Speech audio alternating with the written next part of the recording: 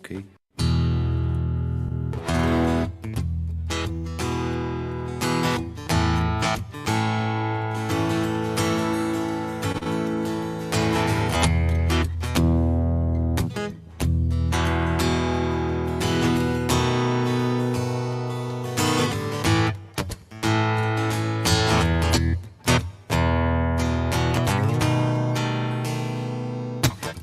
Is it a hump or a drop? What do you say? You've got to twist your words in every which way, because the model will always dictate what you do.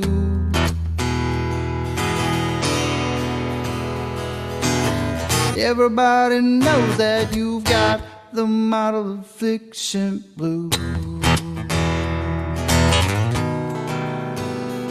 Is it a straight line, or does it curve? Some people don't clamp it, but that is absurd. We all know that the model dictates what you do. And everybody knows that you've got the model affliction blues. Model affliction, it's your addiction. Model affliction,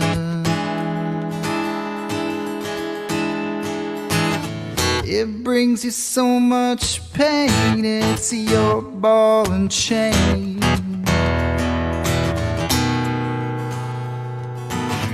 Conflating curvature with elevation change. Just got your local distance just out of range. That old big key is gonna dictate everything that you do.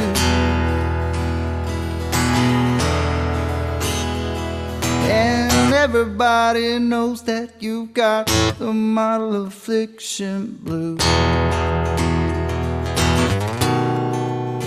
Model affliction, it's your addiction. Model affliction, it brings you so much pain, and it's your ball and chain.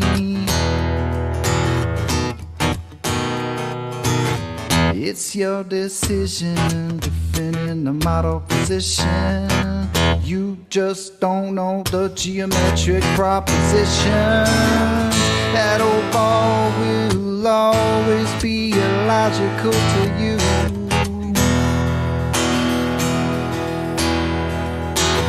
That's why perpendicularity is a puzzle to you. Model affliction, it's your addiction. That old model affliction, it brings you so much pain. It's your ball and chain. And everybody knows that you've got the model affliction blues.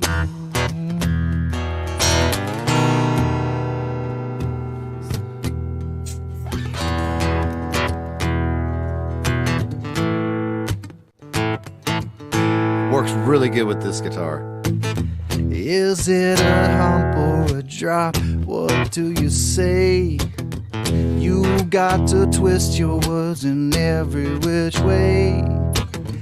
We all know that the model dictates what you do. Well, we know you got it, the model affliction blues. Model affliction, model affliction, model affliction,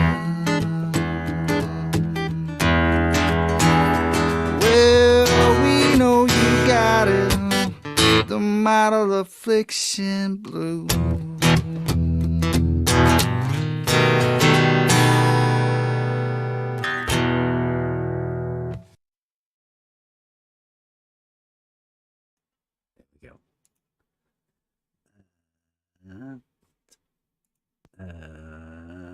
We are live. I got all messed up then with the buttons. Welcome, everyone. It is Model Affliction Monday. Buster, world's famous Buster, singing us in with the Model Affliction Blues. Yay! Good day. I hope everybody had a good weekend. We did, I think. This one is titled Be at Peace with Your Globe, because I think we've upset a few people with the vertical and horizontal right now. We were just talking about reality and how it is in reality, and they've seemed to have been a little bit upset about that. So I think on Friday we had another encounter with Flat Earth Math, who is supposed to be the top, I'd say, globe geometer. Prominent, at least. Well, yeah, I think I don't know why he's called himself Flat Earth, because I mean, it's his reasoning for that just doesn't seem to make any sense. I think he's a Flat Earth Society myself. He wants people to be thinking about Flat Earth, even though, well, I think possibly there's a double play bluff involved in it. I think is the fact that they won't notice how cheesy his actual stuff is if they're comparing it to Flat Earth, which is in his name. So there's an element of confusion which is within what he's talking about, but it seems as though he came with some sort of a misunderstanding of the horizontal and vertical and perpendicular. Mike Boob, the plan tonight is to talk about model affliction. If you would like to come in and talk about your model affliction, that's fine. I'm not to sort measurements. I mean, why? I think it seems like you're model afflicted. The point tonight is to say, you guys be at peace with your globe. It's fine. Whatever you want to imagine your globe to be, however high or however humble you want to be about it, like, just be at peace with it. You've obviously got your proofs and you're happy with it, and there's no need for you to be getting upset about vertical and horizontal being perpendicular. I mean, that's going a bit too far, really. What about getting upset about a circle? About other people knowing that a circle is a two-dimensional figure that includes the radius, the diameter, all of the radiuses and all of the diameters within the circumference. I mean, there's no need for anybody to get upset about these sort of things. But it seems like there are. We've had a few people in the chat. It's still in here now. It's been in here most of the day. Circle conversations.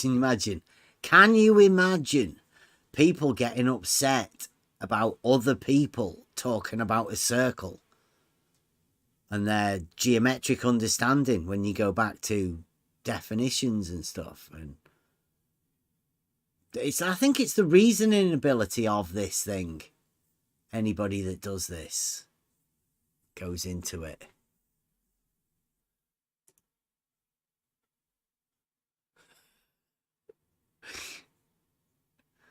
We do have one in the chat. It's called Stark Otter. He's changed his name though for this year, although it still shows on my phone as Stark Otter. He's a voice of the I'd say he's a farmer's boy, text farmer's boy. Never to be seen, never to be heard, never to be discussed with, just a text chat troll. And he's in here fighting the good fight for his deity, his faith. Maybe his faith has been troubled. Like maybe people are watching and their faith's been troubled. I mean, if you have an imagined globe, how strong is your faith with it for that model? Is it strong enough that you need to go and have a go at people that say vertical and horizontal are perpendicular, or that horizontal and vertical are both straight lines with the relationship of each other to perpendicular? Or you just need to feel the need to go around saying, no, not that. And if you do feel the need to go around shouting, not that, at people that say things, especially when it's as simple as a circle being a two-dimensional figure, like a square and a triangle, and have it existing beyond the bounds of just the perimeter of the circle, square, circle, whatever. It doesn't matter. It's the whole thing. People get upset about it and shout, no, not that.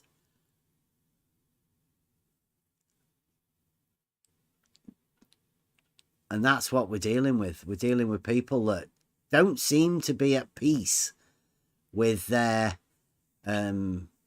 presumed model or whatever. Presumed model? It's not a model. It's gone beyond model. So there are people now that worship this, not that. Worship of the altar, at the altar of the not that. The religion of the not that. Yes. Can never be spoken of. Right? You have certain it can't be spoken of, but you have certain practices still. You have certain ceremonies, shall we say. Mm-hmm. Certain initiation, maybe? I mean, I think that's why some people come here. I think it's an initiation, humiliation ritual, something like that. Yeah, work that must be done. Mm-hmm. Mm-hmm. Oblation. Yeah. Yeah, perhaps. An oblation. Remember, it can't be seen either. Yeah. Correct. Never be seen. Yeah, there are so many things in common with the religious factor. Hard to tell. Really hard to tell. So wait a minute, let me cue this up. So I don't know. I think the guy that calls himself Flat Earth Math, the Ruhif, I don't know who else there is. I've talked to quite a few people, and we've been asking people who is the best globe geometer there is, and the only words that we had to come back from anyone really was Ruhif, and Ruhif was a acclaimed mathematician himself. He claims to be, he did invent the opposite side angle. He seems to have gone down quite well. But good afternoon. Hey Rob, so we've done the asked Ruhif, and Flat Earth Math is literally, unless there is a better one, if anybody knows of any higher ranked globe geometers than Flat Earth Math, I mean, I know people say that we don't know anything about geometry and all of that, but I mean, that's obviously a joke. If anybody does know of a higher ranking globe geometer, let us know. I'll get in touch with them, find out whoever they are. I'll have a go and have a word with them, or try and attempt to have a word with whoever it is. I've talked to most of the claim to be superheroes of the globe side. Nobody seems to be able to actually put up a decent enough argument. It just doesn't make any sense. So let me get this ready. So Flat Earth Math came round, or he made a video, a 6-minute video that we went over about how he made a straw man because of something that he imagined or he reasoned for himself. A little bit of logic creeped through and he came to a conclusion all on his own. Imagine that. Imagine you're driving your car home from work, and because we're talking about vertical and horizontal and the perpendicularity, a little bit of reasoning popped into Math's head. Flat Earth Math in his flat Earth car driving down the road went, oh, that means to him, I think at least, he came to a conclusion, right? So he made a video as penance, is that? It's like, the model of Affliction was strong with him that night. Yeah, the model of, he got super triggered and he had to make a video, and that video, I don't know what it would be, some sort of penance, some sort of self-flagellation or something. But he made a video and then put it out, and we went over it. Now, within that video, he said that horizontal was assumed to be a straight line. I can go over it, but so he then apparently made another video, but we didn't go over that, and we haven't gone over that. But he did come in late on Friday, when most people had left. I was getting ready to sign off and he came in. So I don't know whether most people left or whatever. So we're going to go over that Friday thing again. Yeah, I left, and then just as I'm leaving, I see Charles in there. And then I was going to come back in, but I figured, no, I'll just let you guys handle him. And I just listened on YouTube. I'd call that circular. Right, I did go over. I would propose that. Right, so I do have a couple of videos. Let me just get this one more sorted. I was going to make a video earlier because somebody said that, you know, it'd be worth contrasting these two together, the videos.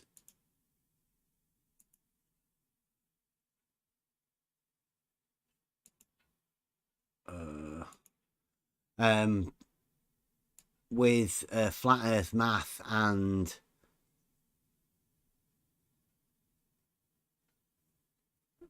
what's he called? Charles. Flat Earth Math and I Can Spaghetti That.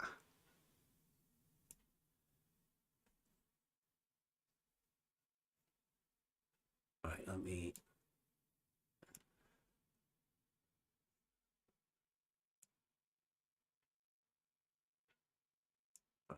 I got that one video ready there.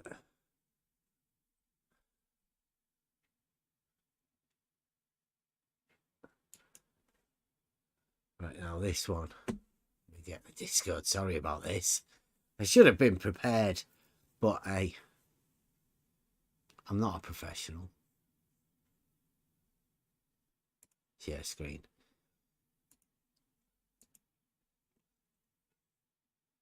And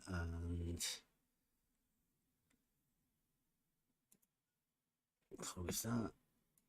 Go on that.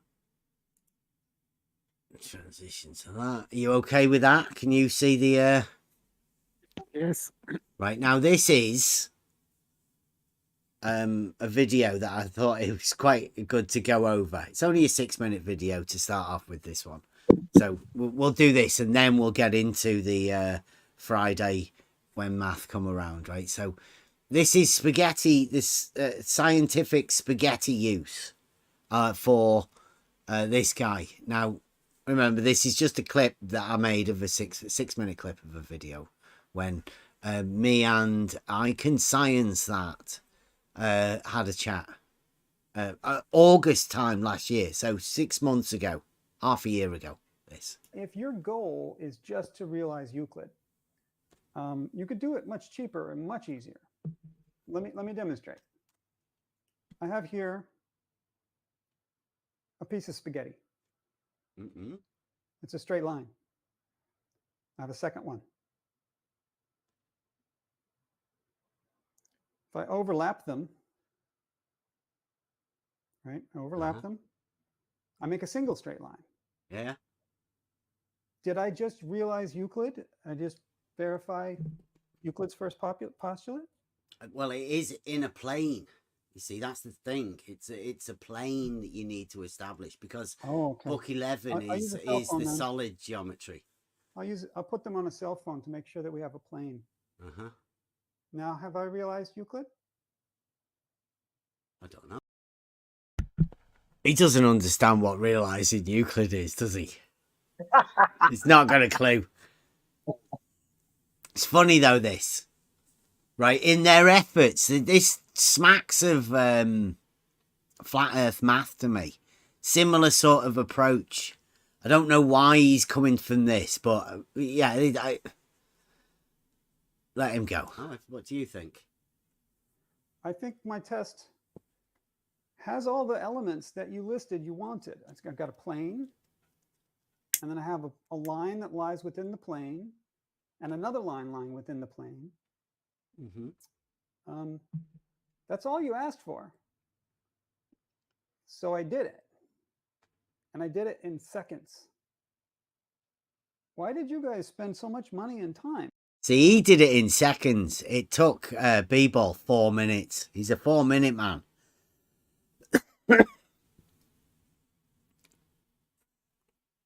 Shout out B-Ball. He attempted to come in and prove he wasn't a bitch, but he was a bitch. It's a bitch. There must be something more. What? I mean, surely you have other straight lines and planes. I don't know. I'm not really with you. What's a tool for establishing a plane? What tool would you go to spaghetti? I used a cell phone. Would you agree that the face of my cell phone is a plane? Well, I asked him, what tool would you use for establishing a plane? And he said, a cell phone. Now, if that's not missing the point of the question, I don't know what is. I don't know. Would you get anybody? Because this is realizing Euclid, right? So we need a plane. So here I have a plane. Yep. Right? Yeah. What's the difference between my plane and your plane? No. Then, I mean, I don't want to diss your test or anything, but it seems like you went to a whole lot of effort here. Yeah, we had a good time. Necessary. Oh, why? What do you mean? Don't seem necessary? Seems we had a great time. Me and my lads had a great day out. We got a load of good filming. I got to have a day out. We spot on. We did a test. Okay. I don't like what. All right. No, that's good. That's good. And so I want to clarify something that I think is a misunderstanding about your test. I think people are misrepresenting your test, possibly including myself. I think a lot of people think that your test was designed to show that water levels create a plane. No, we know that. A water level is a tool for establishing a horizontal plane of reference, right? I mean, Right. So this test of yours in no way questions that fact. It does not discern the plane or linearness of water levels. well, Questions the obviously, if fact. we want, yeah, Questions the fact. Like, did you even hear yourself? well, the whole Like, point I is wonder- to show that the Okay. horizontal plane lies within a plane and not without it, right? So you can't have horizontal planes intersecting, because then you'd have part of it within a plane and part of it without it. So it's not possible to do that. So that's what the test is. It's a realizing Euclid test. It's a very real geometric test brought from geometry into reality. And it's here in the picture. A part of it. It's here on the screen. The test is there. It's very simple. We've already done it over a year ago. And these people are getting triggered by it still. Want to establish realizing Euclid, well, you have to start off with something that establishes a plane. Do you not? I don't know. It was your idea to realize Euclid. I didn't know what you were trying to do, right? Yeah. It was your idea to realize Euclid. Didn't know what you were trying to do. So he's made a video about realizing Euclid, but not knowing what the I don't know, it something a little bit dishonest about that. Listen to him again. I don't know. It was your idea to realize Euclid. I didn't know what you were trying to do, right? Didn't know what we were trying to do. And what does that mean, realizing Euclid? As you explained it to me, it was you take a plane, you make a line within the plane, right? You take a plane. I think we can all agree that this is pretty planar, very planar. I wonder if he's asked anybody why surveyors don't take a cell phone out with them to establish horizontal plane of reference instead of an auto level or a tool like that. Yeah. That's the I claim don't he's know. Well, yeah, he just made a claim. I think we can all agree that this is pretty planar, as he said, pointing to a phone that's obviously Right. a phone. Like a plane doesn't have edges. Shapes, figures have edges. A plane does not. It's very strange. Almost as if he doesn't understand what a plane is. Quite a lot of them have Yes. that sort of a problem. And that there's a line. It's a line, So, it's a spaghetti. Now I have a line within plane. Right? He has a line within a plane. As he says, holding a bit of spaghetti on his phone. Yeah, on, not in. Spaghetti on a phone compared to a line within a plane. It's genius. So- Spaghetti on a phone. But, I mean, Yeah, spaghetti on a phone would do the trick. But I guess I didn't get the fresh air and sunshine you guys did, right? And the That time kills out me with all the buds. time. spaghetti on a phone. That'll do the trick. Yeah. That'll do the trick. That's definitely worth. We did it at your the time. side of the canal. It was great. Yeah. Okay. So that sounds really good. I just want to make sure, and I think this is your opportunity right here. You see, this is your opportunity, right? As his screen in the background changes. Have you noticed?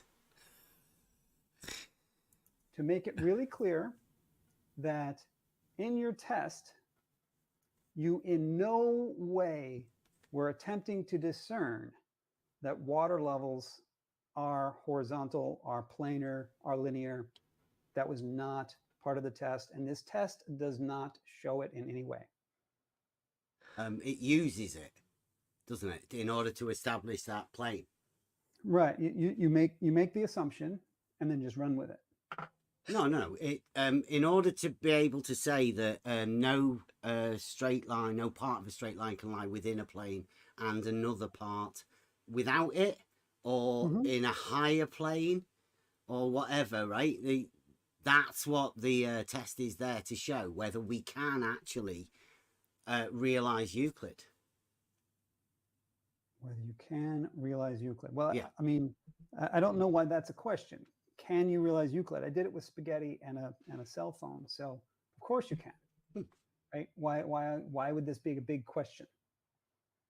Why would what be a big question? Whether you a pretty important point, this. Why would it be in question about you being able to realize Euclid? Why would it be in question that vertical and horizontal being perpendicular is a Euclidean statement within geometry? Who could possibly bring that into question? You can realize Euclid. Realize Euclid? Yeah, did it. right. I mean, with pennies. I mean, well, yeah, you could do it just by drawing a circle and saying it's got, the ratio of this circle, the diameter to the circumference, it gives you pi. I mean, boom, done it. I've realized Euclid. But that's not really the same sort of thing. I mean, if you know what we do when we go out to show people what happens with these surveying tools, and we're definitely all about level.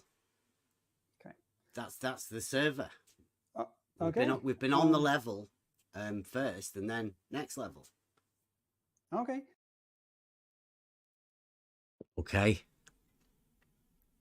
So we'll have a word with that. Go on to that first. Yeah. He was of the opinion 6 months ago that realizing Euclid isn't in question. You can definitely sort of what was in question was whether a water level was a tool that actually establishes a horizontal plane. But I mean, not when we did our test. We used the fact that a water level establishes a horizontal plane of reference in order to realize Euclid. And the statement was on the screen, which proposition, book 11, proposition 1. That's the realizing Euclid starting point of reality. All of the other stuff was on a plane. You can't actually realize that. Although I would guess you could make an attempt at it. Like I said about the relationship between the circumference and the diameter. And that is within plane geometry. And I'm not so sure you can actually realize it.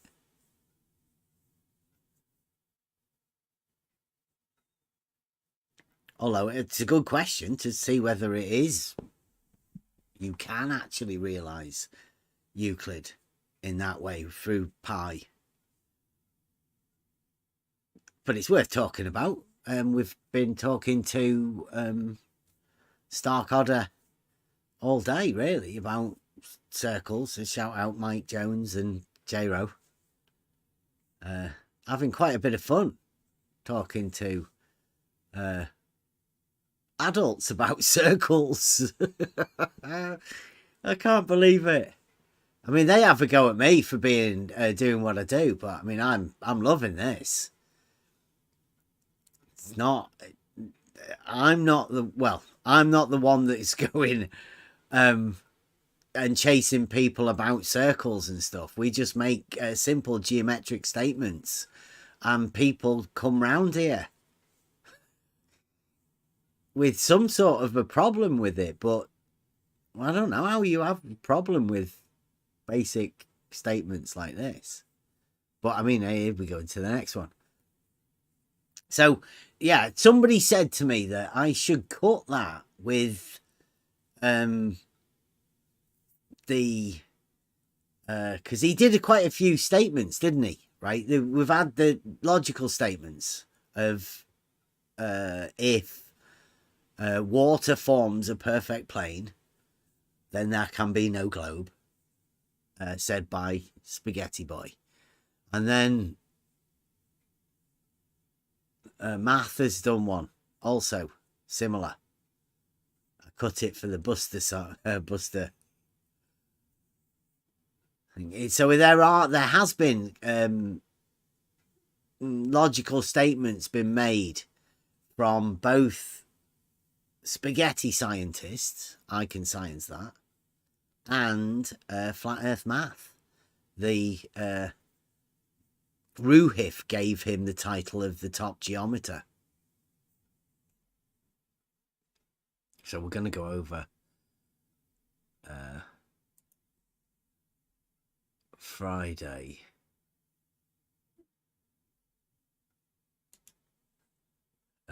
When Math came round.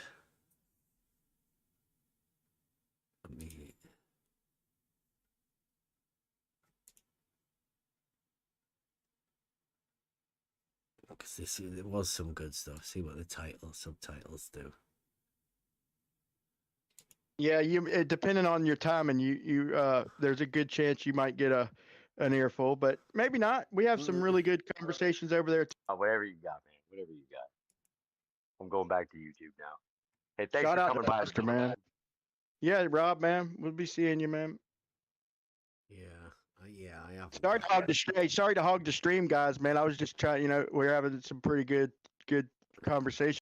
A lot of people might have left. No, it was a straight line. It was a horizontal. Some food. Okay. How you doing, Essie? Doing good, doing good. I wanted to say hi because we're about to go off air, I think. Yeah. That's okay. I'll check in another time. It's all right. We can stay live soon as you're here now, Matt. If you want. Right, so it came in on Friday, right at the end of the stream. People thought it was over and, time was running out. But I could hear from that he wanted to, he came in and whatever he wanted to do, he wanted to do live. So I stayed up. We stayed live. We stayed going.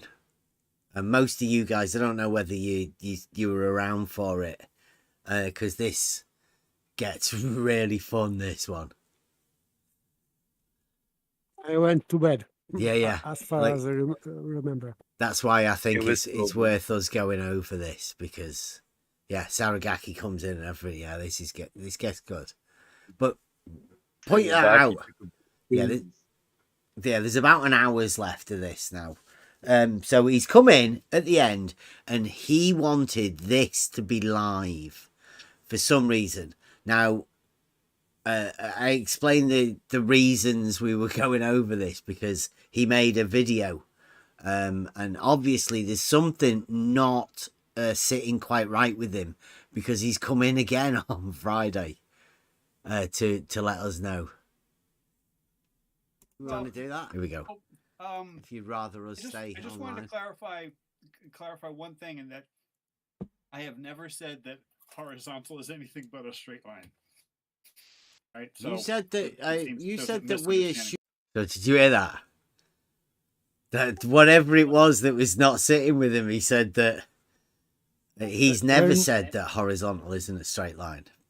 The turning of the card. Yeah. Yeah, he might have implied it, like Jesse Kozlowski, or imagined that he implied it, but he doesn't think he ever said it. It was in his picture, sorry. Well, I think he's made an update. He's done an update of a new video because he rushed it out and did it in 12 hours. That he's now done a fixing all the mistakes of the original Strawman video. That's what he's come in to tell us about. But we haven't watched it. I haven't seen it. I didn't need to see it, to be honest. I thought he'd made this one. Here we go. Assumed it, though, the other day. That was definitely part of your said that you assumed Strawman rebuttal. The line connecting the two verticals, assumed that was horizontal, and it's actually level. No, it was a straight line. It was a horizontal at 69 miles. It's assumed to be a straight line. A horizontal is a straight line. You've just said that. Horizontal is a straight line. That's correct. Yeah. But the line connecting two really distant flagpoles. Verticals, assumed- they were. They weren't flagpoles. They local- were local verticals. That verticals. was you. You Local- made that. Yes. Yeah. Yes. And that was based on your whiteboard drawing, Yeah. where you pointed to the segment going between the two uprights, and you said Said this could be as horizontal. long as you like. Or Yeah, something it like said that. horizontal. I know it said horizontal, but Yeah. it's a level line if you're going a long distance. But it I was just want to straight. clarify that. I've It never, ever was said- straight. Did you hear that as well? Yes, It's long a distance level length. line if you're going a long distance. So it's horizontal. But if you go longer, then it turns into a level. It mutates Yeah. into level. But I mean, it is level to start off with. But just conceptually, you can imagine something different. And then when you get close to your destination, does it become horizontal again? Locally. Yeah, Locally. exactly. It's a not that. It's a situation of a not that, right? Anything but that. Though math, right? That's the thing, right? on your whiteboard. Yeah, the horizontal line was straight and marked as horizontal. Yes. And the perpendiculars at each end of it were perpendicular to the straight horizontal line. Yes, and they were incorrectly marked vertical. Oh, so it was the verticals that were incorrectly marked, not... What do you reckon to that? Now, when faced with a straight horizontal, he said that the verticals are the ones that are incorrectly marked. Sounds like he's confused. Like, not just a little bit confused, but like massively confused. Because he originally said that the problem was with the horizontal, and now the verticals have been incorrectly marked as being perpendicular to the horizontal. Not the horizontal now. You gotta pick one or the other. If you're gonna have two verticals connected together, then that line cannot be a straight line, or at least it cannot be, like I would call it a level line. That's what the surveyors call it. Or if you say I called it a horizontal line. Yeah, if you call it a horizontal line, then you can make a vertical, where you are, but then you can't make another vertical. So I just wanted to correct make that. two. Remember, Flat Earth Math has come in here and wanted us to stay live so he could do this. You can only have one vertical. It's like, what's that? That's the egocentric coordinate system. I've got my vertical here. You can't have one. This is mine. Only one. It's unique. I'm unique with my vertical. Sounds... Well, two verticals to a horizontal. I mean, I'm pretty sure you can. Yeah, you can put a perpendicular Not with any, at not with each any end of a distance. horizontal. Of course you can. That's how you can do. You can scale straight lines to make them any length you want, and because That's it's a geometric horizontal. principle. But Yeah. Geometry does not define horizontal and vertical. That's something that we use in the real world. Okay. You can't say, oh, we can scale this diagram. Can I check that this has- though? Can I check this about? I mean, geometry doesn't define this, but horizontal and vertical, they are straight lines. Yes. Okay, absolutely. now And I've horizontal said and nothing- I've said vertical, nothing horizontal and vertical, they are perpendicular. different. Okay, well that's it. There you go. We're in complete agreement. Right, so here we go. Here's where the mental factor has to come in. There's a little a reasoning, right, or some sort of a compartmentalization that's going on here, because horizontal and vertical are straight lines, planes, doesn't make any difference, and they are perpendicular. That's a thing. So where'd you go from there? Well, you can only go to geometric reasoning, and that leads you to like a grid formation, squares. Good. I just wanted to clarify because I keep hearing you say that I'm upset with that a horizontal line is a straight line. No, a horizontal line is a straight line. No, you said that assuming the horizontal to be a straight line was sort of assuming that it's not a globe, and that's what triggered you to make that video.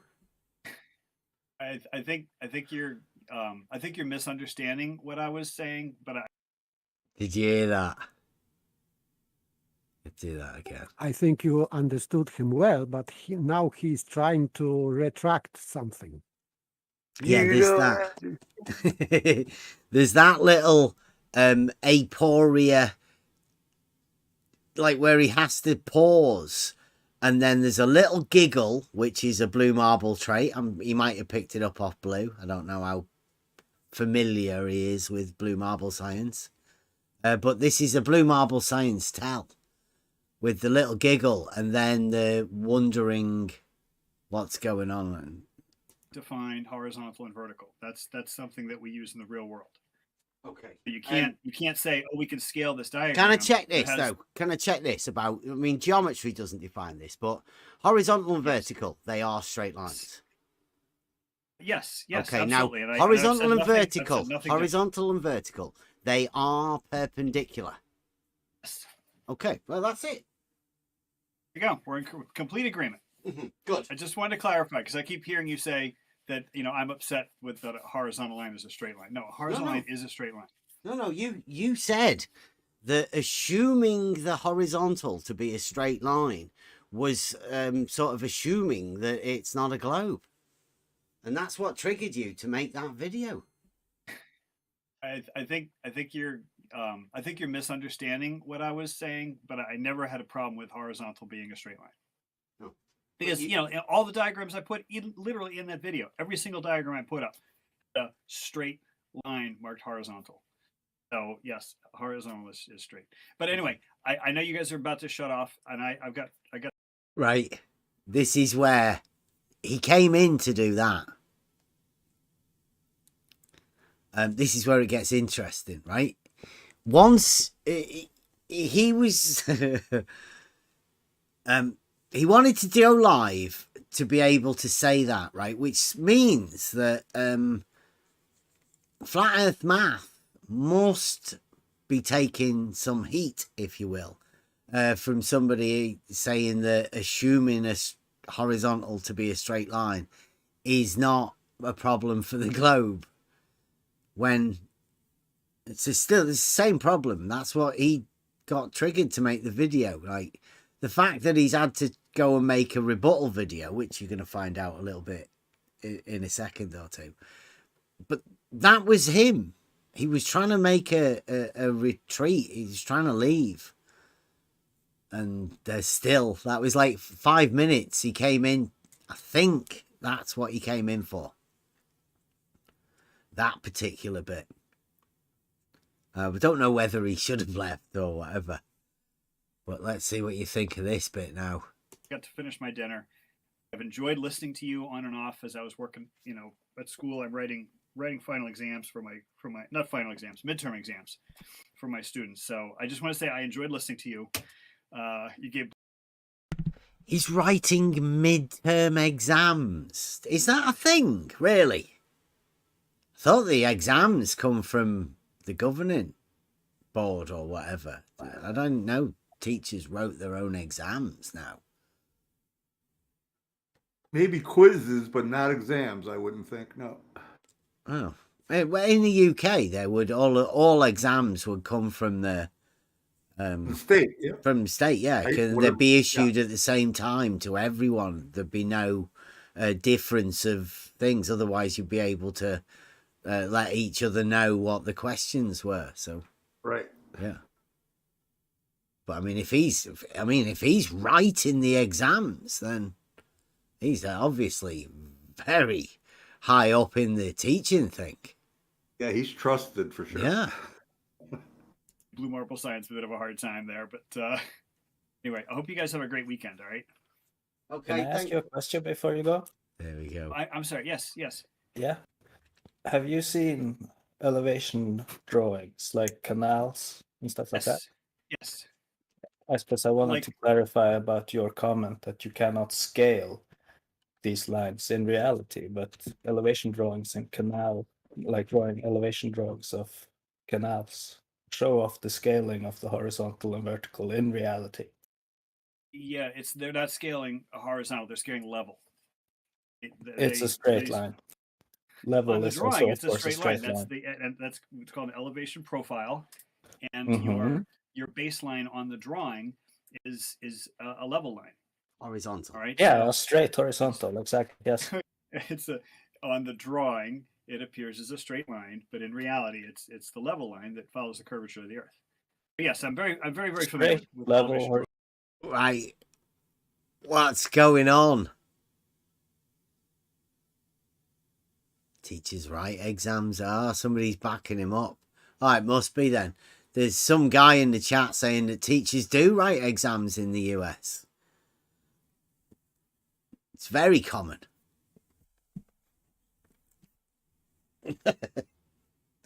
So is gaslighting as well, I found. But I mean, yeah, he's saying that what's going on? Horizontal. Exactly. Yeah. Well, anyway, I think these terms are getting a little commingled, which is why I advise people to go outside and make careful level measures. is straight. They're all interchangeable.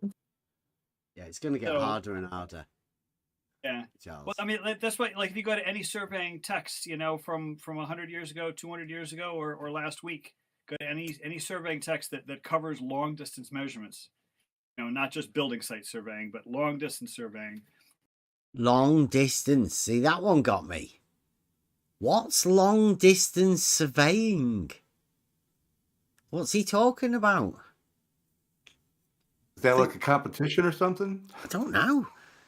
I mean, I can think of many competitions that there would be for surveying, were it to be not what it is. They're not that surveying. They could have all sorts of championships going on, but they don't, because there's not. It's not done like that. There's not like a who's the closest with surveying. It's already an exact thing. Like triangulation, for example. It talks about the level line, and it shows a curved line. Of course, it's dramatically curved for the purpose of illustration. But level is curved, and anytime you see a definition, You mean level, like triangulations, for example? I've never mentioned triangulation. I'm just talking about the level line. No, you said surveying techniques and stuff like that. So for surveying, we do triangulation, for example, right? Yeah, but I'm not talking about triangulation. I'm What do you mean, just focused on the level line. He's not talking about triangulation, but he was talking about long distance surveying. And what's that?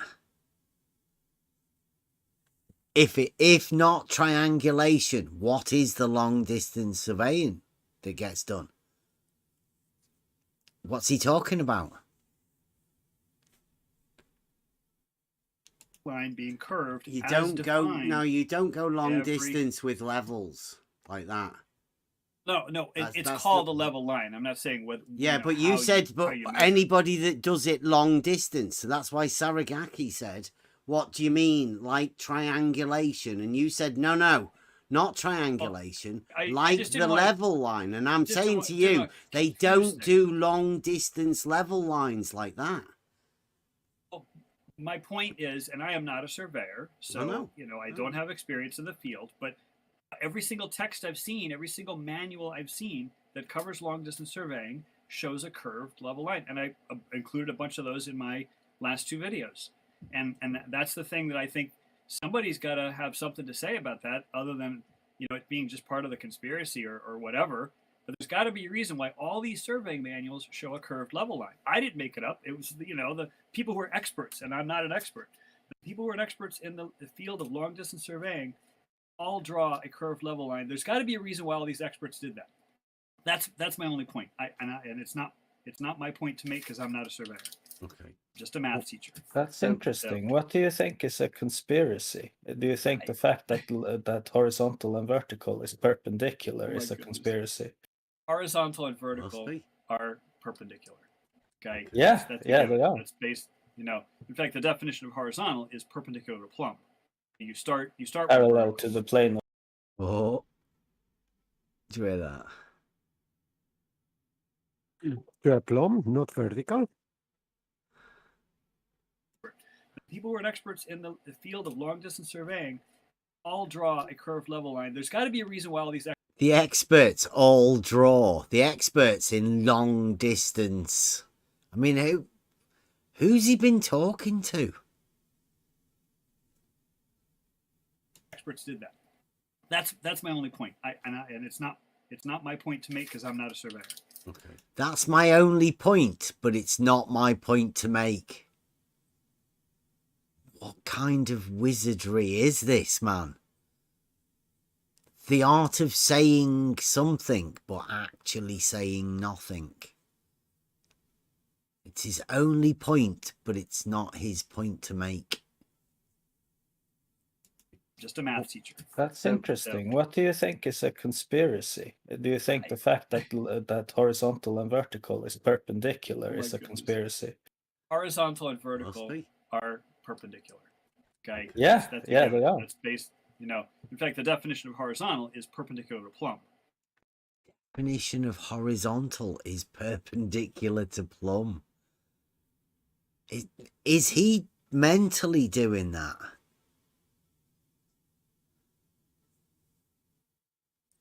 Remember, he came in to tell us this. I don't know why he's changing the word. Before he agreed that vertical and horizontal are perpendicular. Now he's talking about plumb. The definition of horizontal is perpendicular to plumb. It's, I don't know what he must be fighting.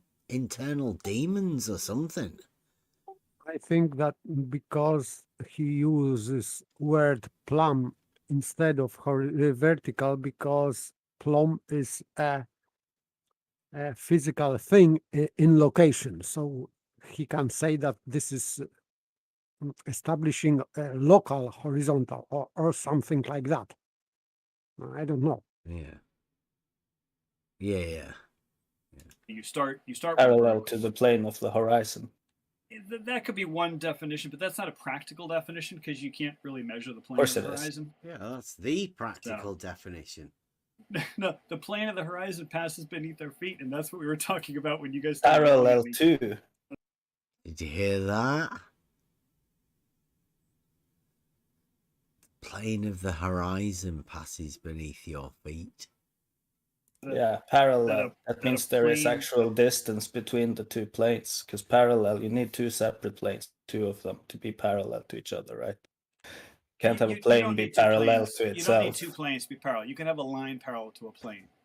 Well, yeah, but the point is you need distance between the two. So if you're claiming the horizontal passes underneath your legs, yes, but if you have a plane parallel to it, there will be distance between the two planes. Yeah, of course, but it's very impractical to measure from the plane of the horizon, which is 6 feet below your feet. We use mean sea level. 6 feet below your feet. 6 feet below. If your toes are touching the water at the water's edge, you're 6 feet tall. The plane of the horizon is actually 6 feet below your feet, so it's 6 feet, underground. Isn't your work that one out? I don't know why underground. Yes, 6 feet. Of course, you can create a horizontal plane underground, but still,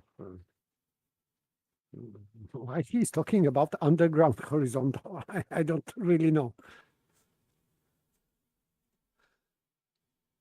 Feet on the water level in that case. Your toes are touching the water. The plane of the horizon is 6 feet below you because you are standing on the sagittal. There you go. What geometric conundrum has he put himself under here? Sagitta. Yeah.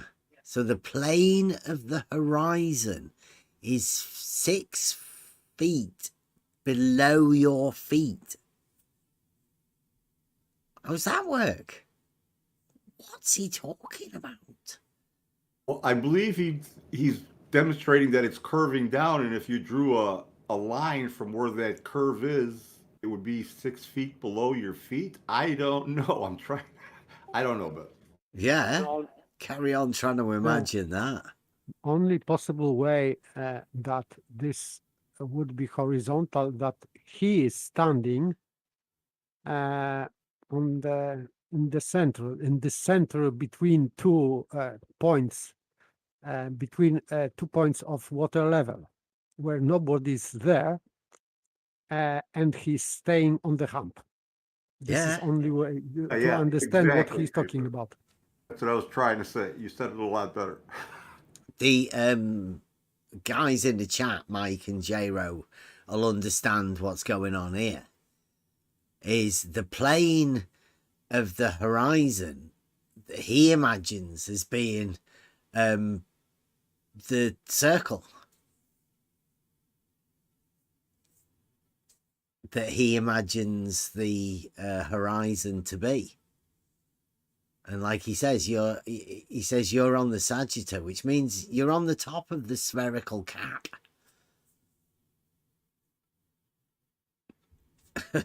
And for some reason, he imagines a horizontal plane of the horizon cuts directly underneath his feet.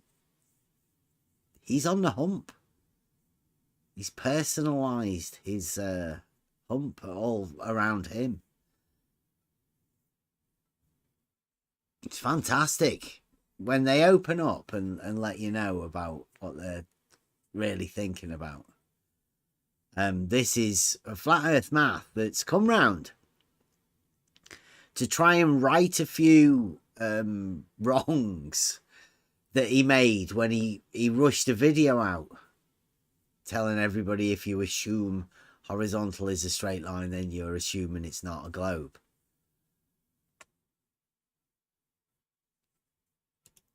So anyway, I don't want to make an argument here. I just wanted to pay my respects. I'm standing on the Sagitta, did you say? Yes. I really don't want to, go. Is it the water that's the Sagitta? You're not a mathematics teacher, are you? I hope you're not doing an exam paper on mathematics. Currently, I'm teaching AP with advanced placement statistics, and I'm teaching computer programming. So high school kids, near Philadelphia. So do you use a curved x-axis when you program computers? Oh, you're too much. I really enjoy you. I really enjoy our conversation. Really enjoy you.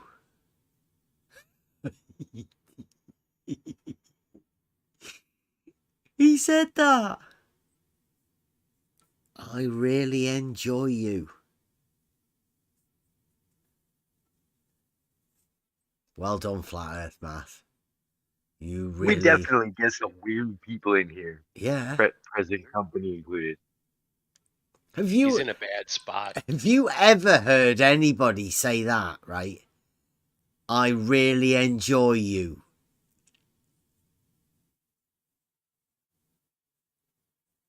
He's in a very difficult spot here. I know. You can hear the nervousness in his Yeah. eye. Feel for him. Yeah. It is what we said, right? We don't want to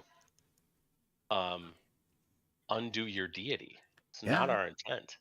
But if you're going to come in here, don't be surprised when you're going to be challenged this way. Your faith will be challenged. Yes, indeed.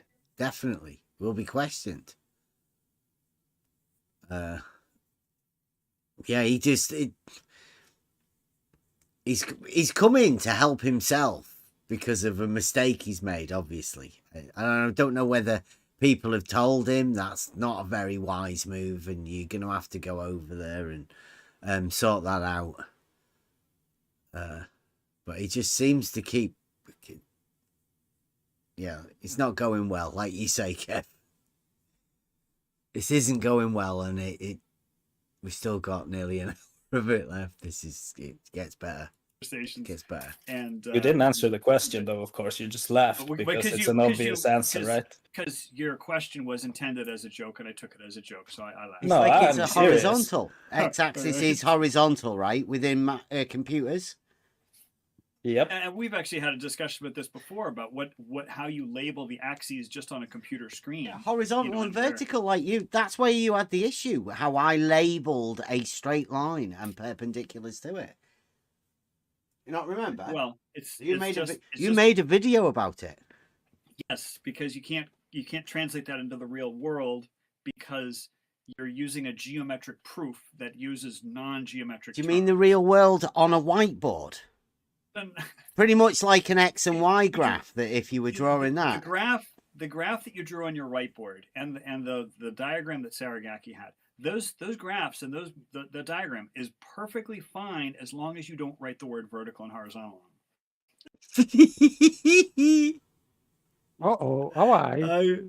Why? You're okay having perpendiculars. That's fine.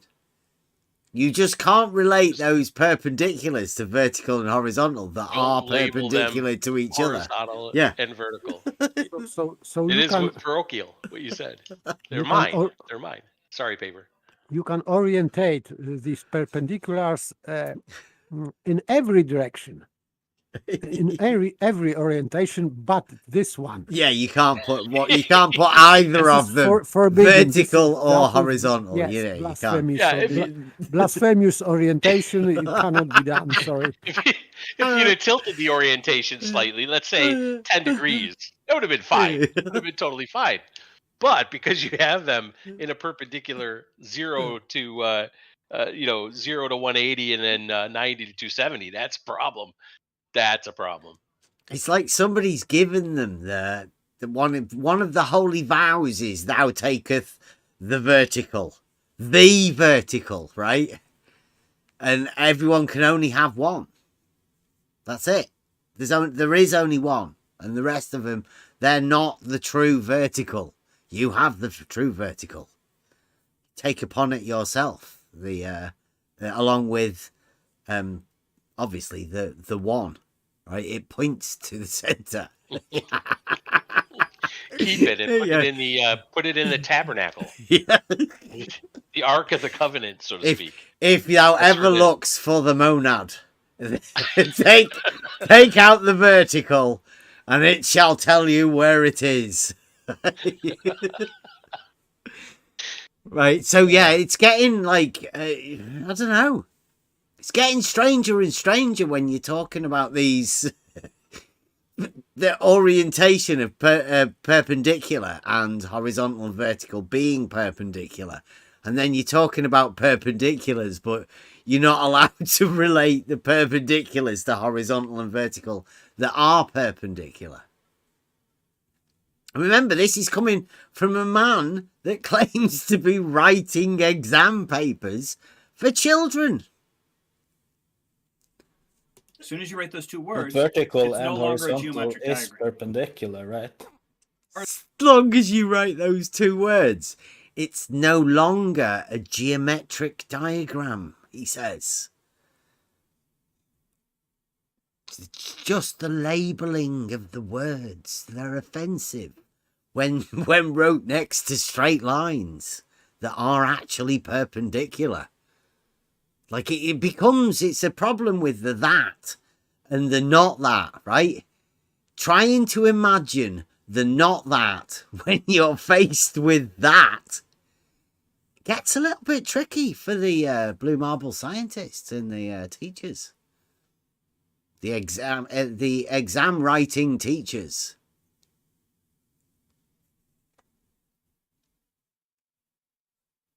Horizontal is perpendicular to vertical, and I've said that. And therefore, vertical is perpendicular to horizontal. Well.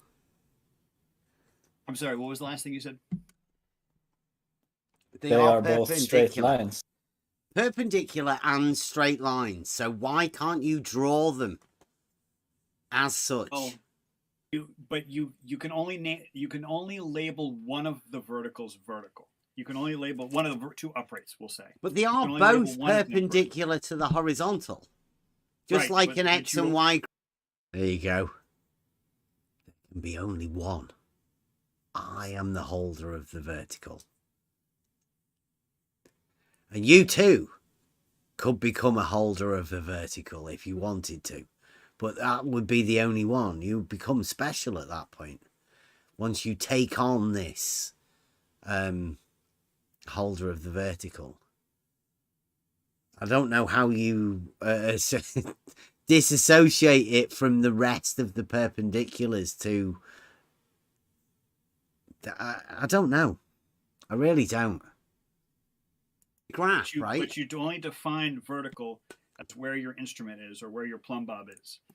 As soon as you go, 69 miles away, which, you can scale up these drawings as much as you want. So you could scale the x-axis, right? And right. would you still be able to have the y-axis perpendicular? Would you be allowed to do that? Because the x and y axes are very clearly defined in geometry. Horizontal and vertical. No, not horizontal and vertical. You don't X think? and y axes, Are they not? Sure. Okay, the x and y axes are horizontal and vertical, and they are perpendicular, and they are straight lines. But somehow they're different than the horizontal and vertical from reality. There are straight lines and are perpendicular, exactly the same. Their identity is exactly the same. So how is it different? It's not. Tell us, how is it different? There's no geometric definition for vertical. Vertical is defined as the vector of gravity. Perpendicular to horizontal. That's very geometric, isn't it? But the thing is, horizontal is defined as being perpendicular to the force of gravity. So parallel to the plane of the horizon. It's kind of a circular argument. You define vertical first, and then you can establish your horizontal plane. The straight line. Horizontal is inherent in nature. You can't establish the horizontal first. Of course you can. We just use a level. Yeah, but the level, the bubble in the level is sensing gravity. So, use a water level. Bubble in the level is sensing gravity. Like sniffing? I don't know. I don't know how the bubble senses things, but hey. And dislikes because it's going up. This is blue marble science. The sense of a bubble. Bubble sense. Blue marble science, ladies and gentlemen. This man's writing exam papers. Don't mock. This is serious business that he's dealing with here. The geometric doubts of a man that's losing his faith, I think. Because the water is inherent in nature, right? Water exists physically, and water defines horizontal. If you go far distance. Problematic? No, you just go around corners and everything with it. It's perfectly fine. Right. On a something no bigger than a building site, you got no problem with me there. The problem is when you want to. Wait, so in a building you can have vertical being perpendicular all inside that building, but if you go outside the building, they're not perpendicular anymore. Well, I'm saying practically on a whiteboard speaking, you can do X and Y, but move them. Sure, but practically speaking, and this is why, and that's one of the things. Practically speaking, One of the points you made, Bev, is that you don't see any reason for looking up at the lights in the sky, and that's the only thing that I really promote on my channel is the fact that everybody making very careful observations, just like the ancients did with very primitive tools. Right. I don't know whether you heard that. He said the only thing he does on his channel is lights in the sky shit. I think. Let me go back and just... Because it sounded strange to me, the way he said that.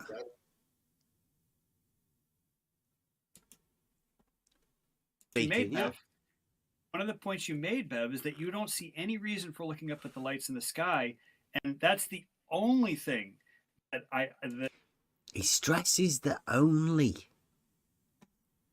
That's the only thing that I really promote on my channel is the fact that everybody making very careful observations, just like the ancients did with very primitive tools, you can determine the shape of the Earth by observing very, very carefully the heavens. I'm not saying you look up and you see a dome of the sky, therefore the Earth is is curving. I never make any argument like that. That's a straw man. People say you can't see this. Look at the ceiling and determine the floor. I get that. What I am talking about are the different qualities of the lights in the sky, whether it's their position, whether it's their motion, whether it's their size, their apparent size. There's so many different qualities. Sounds like you were trying to prove the shape of the Earth to yourself. Well, the thing is, the ancients did this, and that's part of how they determined the shape of the Earth, is by very, very carefully studying the heavens. The ancients did all sorts of things that we don't do now. Right, but what I'm saying is, if anybody is a fan of Euclidean geometry, especially a fan of like these geometric diagrams, they won't notice any light in the sky geometry. There's nothing to do with lights in the sky, because we have a saying for this: you can do fuck all with an angle. I get that, but apparently, so here's a question for you: would you be able to go an entire episode without saying the word perpendicular? Because that's a 90-degree angle, and apparently you can do f all with an angle. Would you be able to go 20 minutes without breathing? No, that's a bit much of a stretch. I was trying to make a joke, Bev, because you say you could do f all with an angle, but yet your entire argument depends on the phrase perpendicular, or the word perpendicular. And I'm trying to make a point is that you rely on an angle. But 90-degree angle. Perpendicular is 4 angles, right? Well, 4 90-degree angles. It's like actually it's a proof of the straight line. The 2 straight lines. It's one of the most primitive things that we've got within geometry, is that formulation of the perpendicular. Absolutely. I'm a huge fan of Euclidean geometry. And all I'm saying, Bev, is that if you applied your knowledge of Euclidean geometry to your... What's the idea of him saying he's a huge fan of Euclidean geometry? I don't know, but he made false statement that supposedly ancients guessed the shape of the Earth from looking to the sky. Mm-hmm. This is not absolutely not true, because they were deliberating what the shape of the Earth would be, but not by means of astronomy or whatever. Absolutely not. So this is not true. Well, I don't know. I don't know why he's telling that. They imagine that you did, because they imagine that 1 degree. Hot Mike, who's that? Spot on. Yeah, so they do imagine that you can tell the shape of about measuring an angle to the light in the sky. That's why I said that bit at the beginning. I don't know where he's going to go with it, though. Sighting of the heavenly bodies, I'm telling you, your world will be blown. You can do fuck all with an angle. I'll say it again. I didn't. That easy. Say angle. There's lots of things you can do besides measure angles. But the thing is, singular. An angle means singular. You've talked about the trivium. You've talked about the quadrivium. Now, in the quadrivium, 2 of the subjects in the quadrivium are geometry, which is the study of space, meaning space like on a paper, drawing diagrams. Number in space. Right, number in space, and then there's astronomy, which is the practical application of number in space. Number in space and time. Well, I'm not going to get into that, But I'm telling you, Well, that's that's what You it are the is. one who brought it up. That's why geometry and astronomy are two of the subjects of the quadrivium. No, wait a minute. I No, strongly- Math, you're not quite giving the thing here. You've got number, you've got geometry, which is number in space, and then you've got music, which is Right. number in time, Right? and then you you've have got astronomy, which is number in space and time. Not looking at the lights in the sky. What what do you think astronomy is if you're not looking up at heavenly bodies? It's practice, the practice of number in space, geometry, and the linking of that with the time, the music, the geometry within the music. I've never seen a reference to time with regards to the quadrivium's indication of astronomy. Music. So when the Look harder.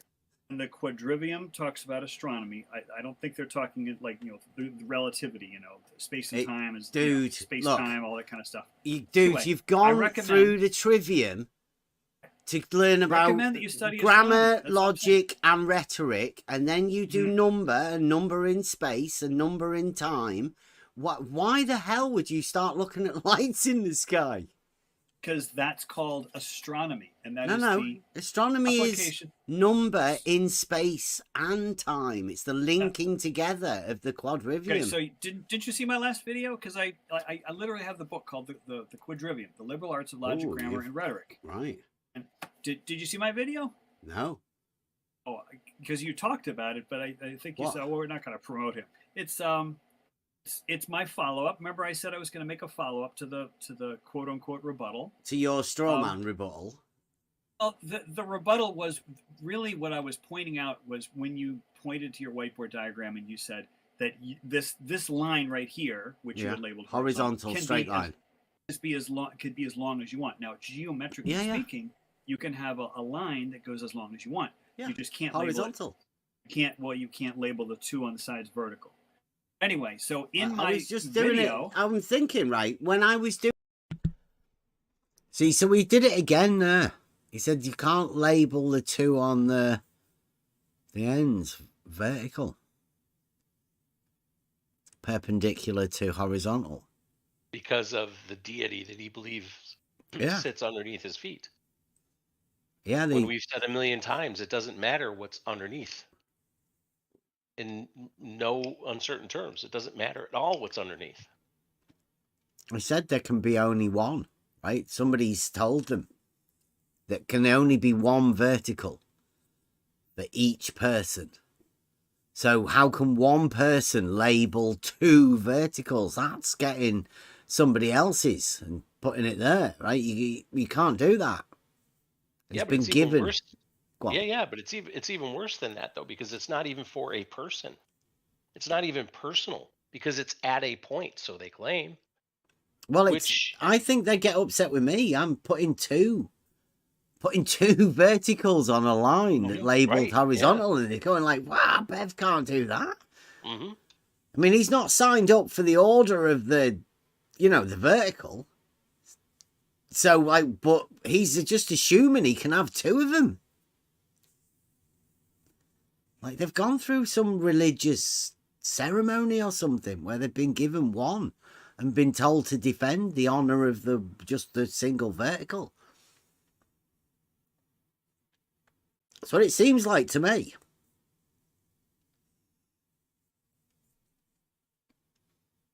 They get very defensive. I mean, we've been talking about the horizontal being perpendicular and parallel to the plane of the horizon.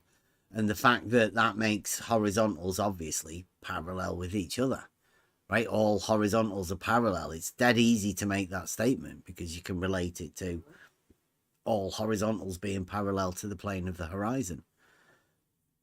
So there's a geometric thing that goes on with that. That you can relate that to, one fact with the other ones. It makes it very easy. There's a group of people that these singular vertical guys, they've been, like it's like a sword or something that they've been told to carry around with them, but it's just imaginary. It's like an imaginary friend the vertical, the vertical. And they just get upset with everyone. Doing that, I was thinking just like the X and Y graph, that you could put any scale you want on the X-axis. Any scale you want, absolutely. Yeah. And that's and one of the always principles those of geometry. Y's, would always be Vertical, perpendicular to it, no matter how vertical and long. horizontal. Yep. Vertical and horizontal are not defined in geometry. So graph paper, that's a great application. Perpendicular is They are definition 10, perpendicular. book 1. Of course, the word perpendicular is clearly defined in And geometry. vertical and Do straight horizontal lines. are Horizontal are not. perpendicular, right? That's correct. And so are Okay, many so things. that's good. The So corner they of a sheet just of office because paper. they're not defined within geometry, we've just defined them as being perpendicular. Perpendicular is defined in geometry. So they that's either not are actually the or they definition. are not perpendicular, one or the other. So you establish Which a one are vertical. they? You establish a Are vertical. are where you they perpendicular and then- or are and they then you not can perpendicular, create Matt? a perpendicular. But They that do doesn't create a mean they're perpendicular. perpendicular 100 miles away. Or at least you can't label. You can make a perpendicular line 100 miles away, but you can't label it vertical. It's no longer vertical because it doesn't follow the real world definition of vertical. Can which you is can a you line do that with along. the X and Y graph, right? Can you label Yeah, one yeah. axis horizontal and the other one vertical? You can't label the one horizontal, one vertical. I mean, you could do it on a sheet of paper in math class, but you can't scale that to 100 miles. The confusion of flat earth math. Can you hear him scrambling? Yes, I don't understand why he is saying that you cannot say that this is still vertical at 100 kilometers away. It's like you can and you can't, and you can scale it, but you can't really scale it because. Of course, he is talking about bendizontal, but he is not saying that. But that's why he is struggling here, because it is implication that he is talking about bendizontal, but he cannot say that word yet. Yeah. It does. It gets trickier and trickier, doesn't it? Once you start into this, and obviously flat earth math has a big problem. Not just the writing of the exam papers that he's got, and he's got an internal struggle that's going on. I don't want to be troubling people. He should be at peace with his model, but something's troubling him, and he thinks he can find solace in it by coming over here and having a chat to us about his understanding or misunderstanding of perpendicular and vertical and horizontal. It's like he's got a conflict between that and not that. There's something strange going on. I hope everybody else is seeing, hearing what his internal conflict, his own internal conflict. I'm just asking you as a teacher now, Matt, right? Can you label the X and the Y axis of a graph, a mathematical graph, horizontal and vertical? Yes, of course. Brilliant. Of course. Now, can you put you any cannot scale scale? Here we go. Can you put any scale you would like on both the X and the Y axis? The answer is yes, as long as you're not labeling the verticals vertical. I just.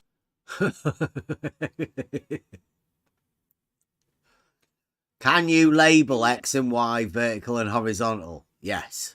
Yes and no. Yeah. Not that.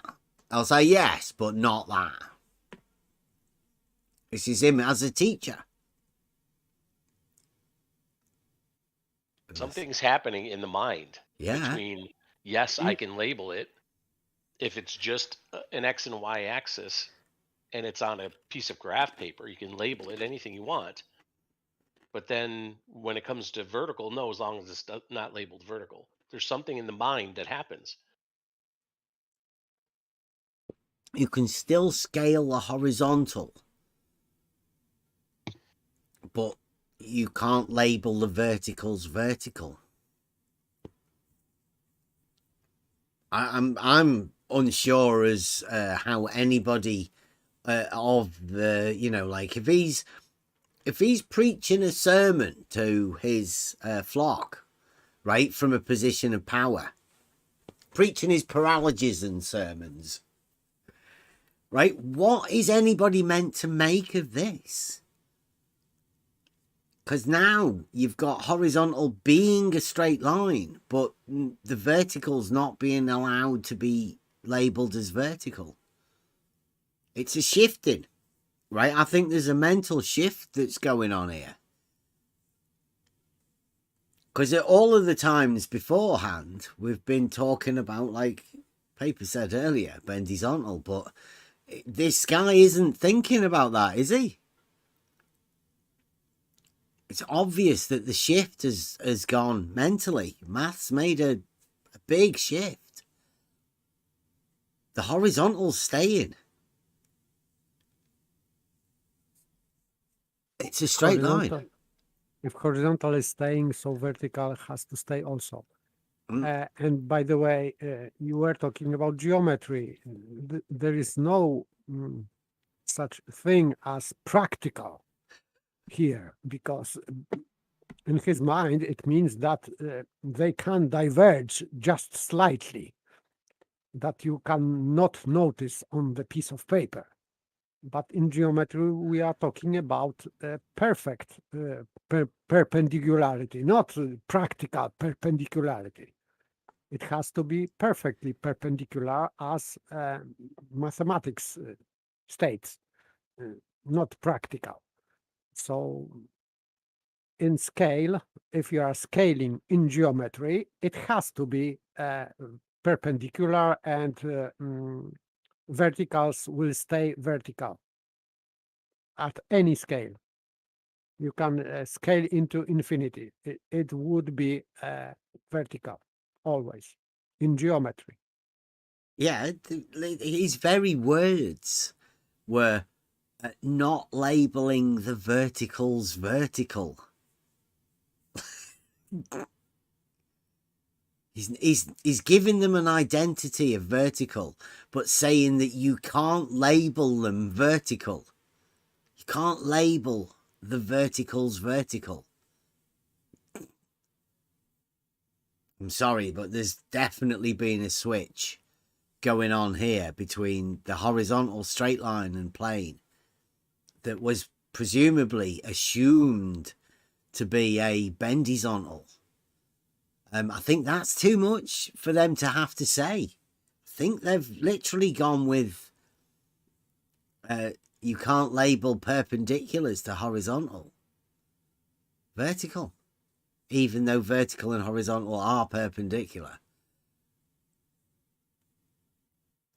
I think this is a big moment, at least within. I mean, it could just be that flat Earth math is just some random guy that's just on, on his own. But like Ruhif said, this is the top man. And if this is the top man and he's preaching here the new paralogisms for everybody to, obviously of the blue marble scientist, right? Not when I say everyone, like the blue marble scientists are going to have to pick up this paralogism that he's handing out right here. And what is it? It's just sheer confusion. But it's not the bendy vertical, bendy zontal of old. This is a new one. This is the horizontal straight line, which it should really be blasphemous, right? He said it himself in his video. Assuming horizontal to be a straight line is assuming it's not a globe.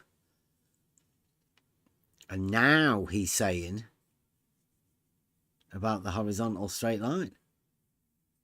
I don't know whether he's troubled or he's given up on. He's losing his faith, perhaps. It's a tough one to defend. Said Can we label the x-axis and the other. y-axis horizontal and vertical? You said You could do one or yes, the other. but You then gotta- you you gotta said make not. Make a decision. Make a decision on what?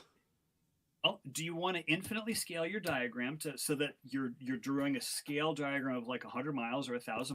I would say that's the good thing about the x and the y-axis. You can scale them differently in order to accentuate whichever one you want to. And they're changeable, exchangeable. Horizontal and vertical scales are easy. You can definitely scale a horizontal and you can scale a vertical. It doesn't even have to be the same scale. You can scale them however you want, as long as you scale all of the x-axis the same and all of the y-axis the same with no change on it. It's dead easy. Everybody should know about the Cartesian type coordinate system and the scalability of all of them, especially when you're doing elevation profiles. It wouldn't make any sense to do them on the same scale, especially for things like a canal. It is impossible because you have, for example, like 100 meter on vertical datum, but like 10 or 100 kilometers on horizontal. So you have to scale differently, vertical and horizontal, but you can do that only with straight lines. And all the verticals will be perpendicular to the horizontal for the entire length. That's the only way that those scales are able to do that, with that difference on it. They're both straight lines perpendicular to each other. Very easy for that to be done.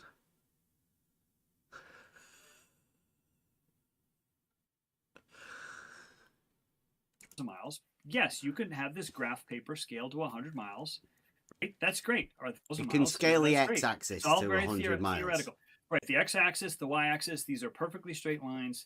And you can have them both at different scales, can't you? You can have them at different scales. Do is label the verticals vertical on this scaled diagram. Right?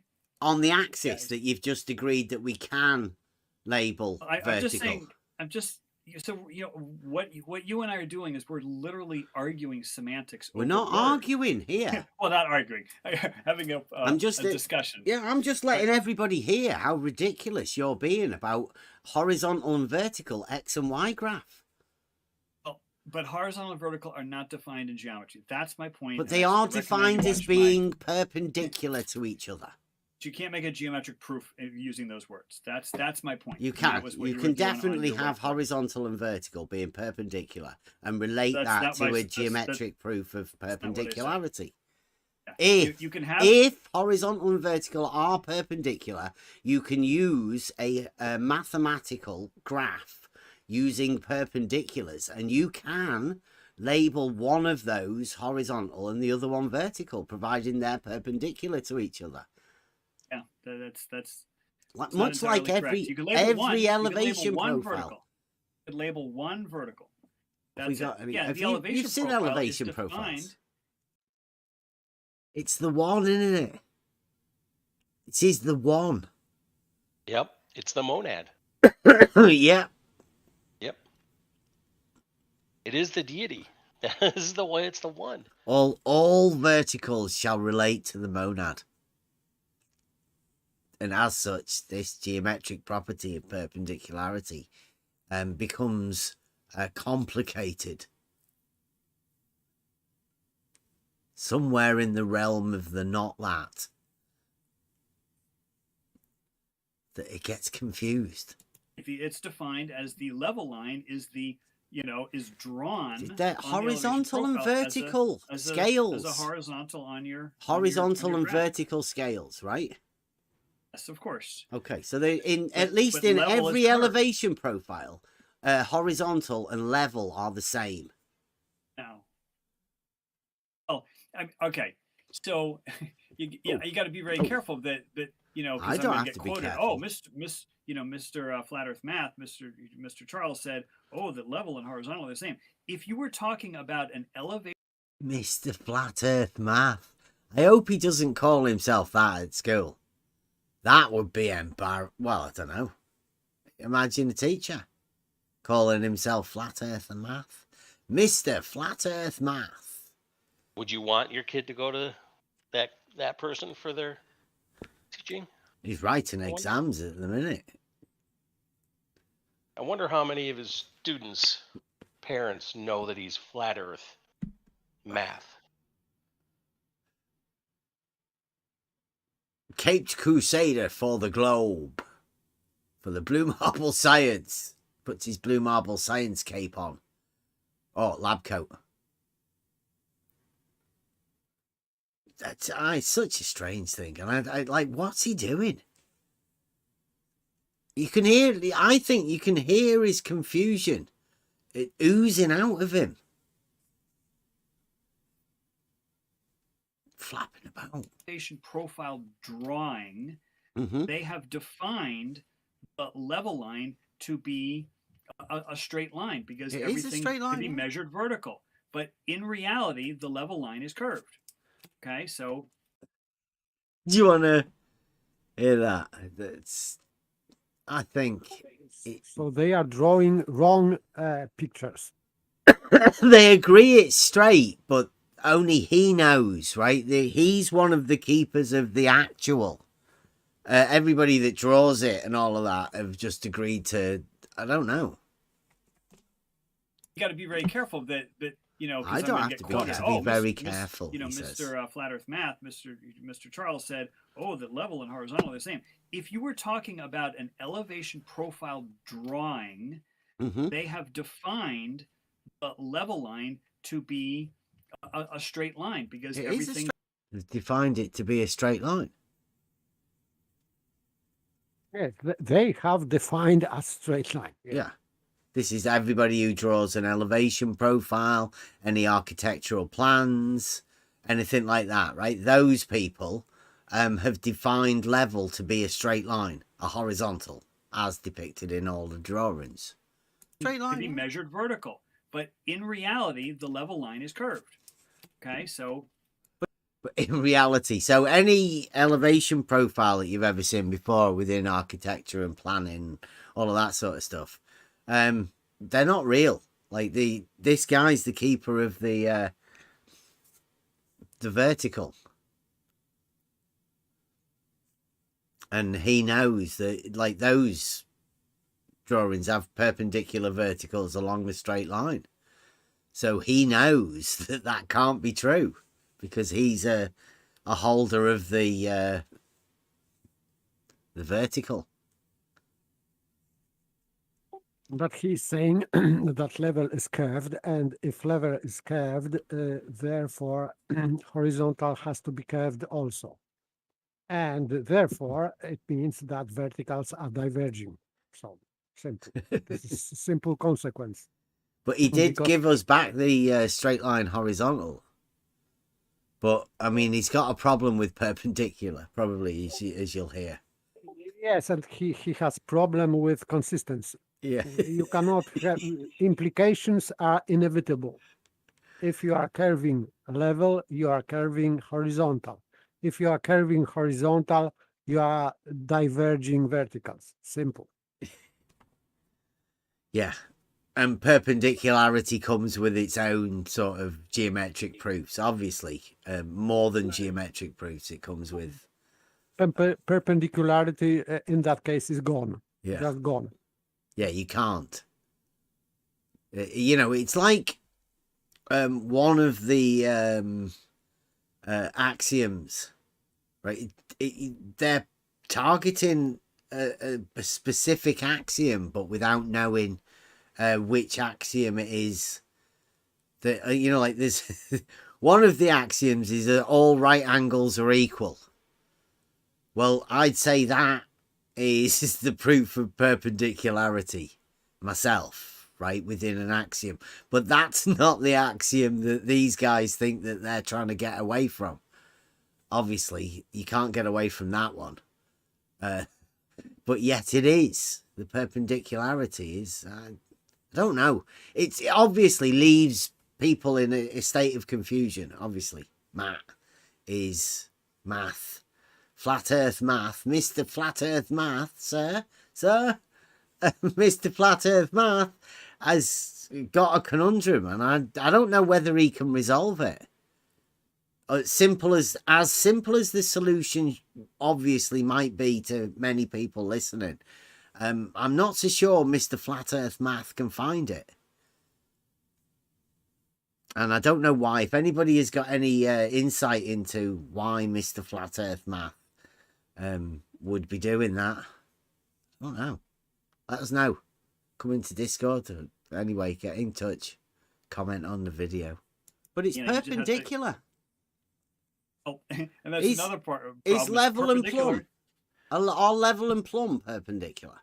Yes, level and plumb are perpendicular. Okay, just like vertical and horizontal are perpendicular. But there are folks on your side. Is there any difference? Is there any difference? Whoa! Is there any difference between plumb and level being perpendicular than vertical and horizontal being perpendicular? So horizontal is tangent to the level line. Okay, where you are. Wait, but he said just before that level is perpendicular to plumb. He said that. Yeah. So now level is curved. Yeah. Double speak. He's got a problem, hasn't he?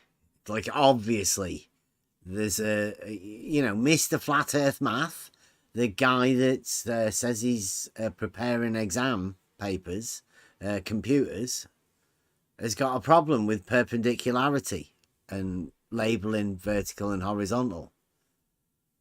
And this is why. Horizontal is tangent or is perpendicular to plumb. Level is perpendicular to plumb, where you are. Right? Both perpendicular to plumb, but one's a curved line, then one's a straight line. There you go. How's that? Explained for you. Dilithianism. Yes, not possible. Yeah. The identity is the same, but they're different. Breaking the law of non-contradiction by just blatantly stating a contradiction. And listen to it again. Remember, this guy came in to rid some demons of a video that I think he said he incorrectly did, but I mean, this is something else, I think. They're horizontal and vertical scales. As a horizontal on your horizontal and graph. Vertical scales, right? Yes, of course. Okay, so they at least in every elevation profile, horizontal and level are the same. No. Oh, okay. So you got to be very careful that because I don't have to be quoted. careful. Oh, Mr. Flat Earth Math, Mr. Charles said, oh, that level and horizontal are the same. If you were talking about an elevation profile drawing, they have defined the level line to be a straight line because everything can be measured vertical. But in reality, the level line is curved. Okay, so but it's perpendicular.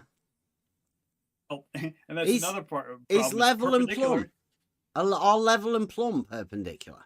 Yes, level and plumb are perpendicular. Okay, just like vertical and horizontal are perpendicular. But there are folks on your side. Is there any difference? Is there any difference? Whoa!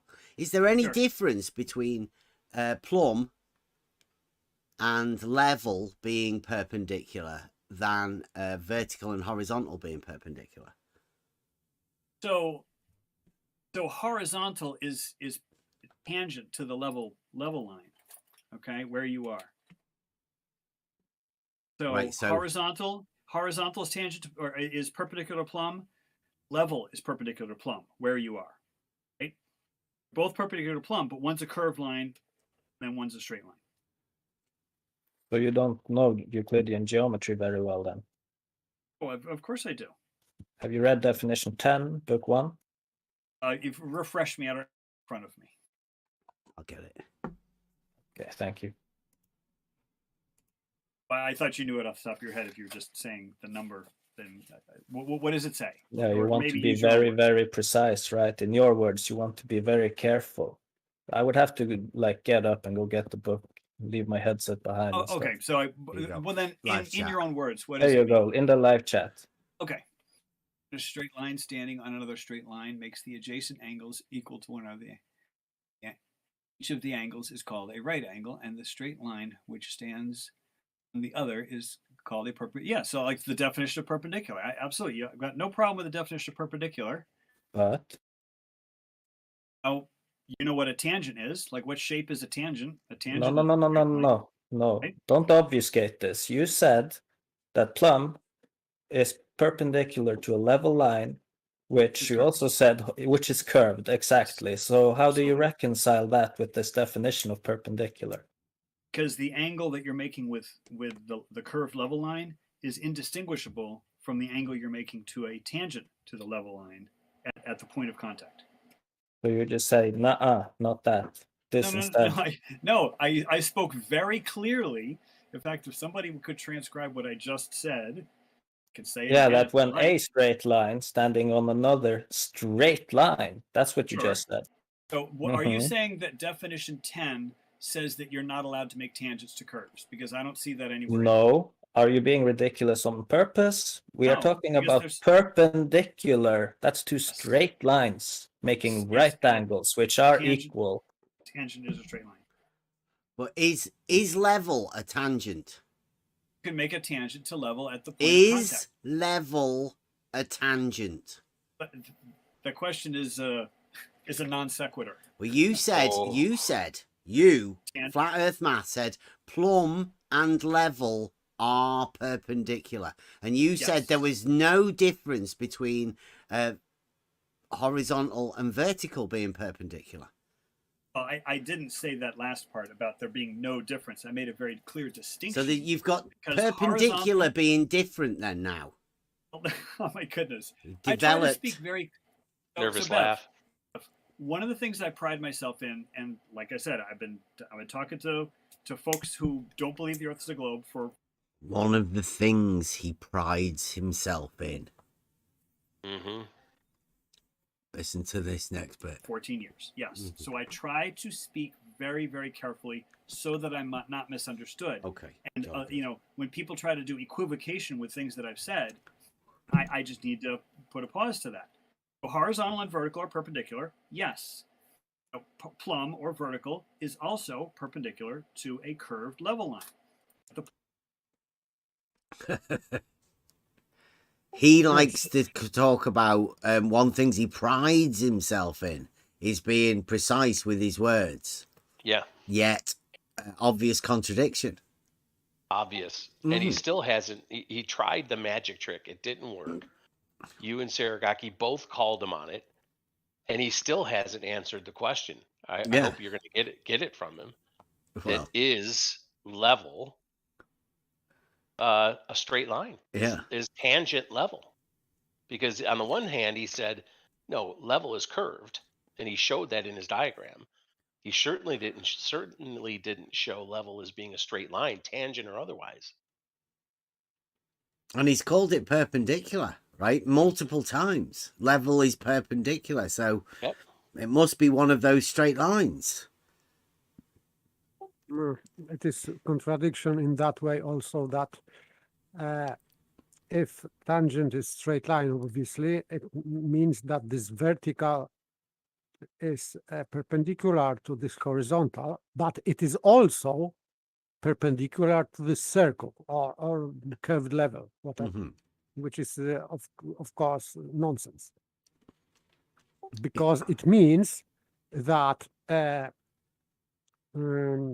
horizontal and level, one being straight line and another being curved line, are parallel to each other.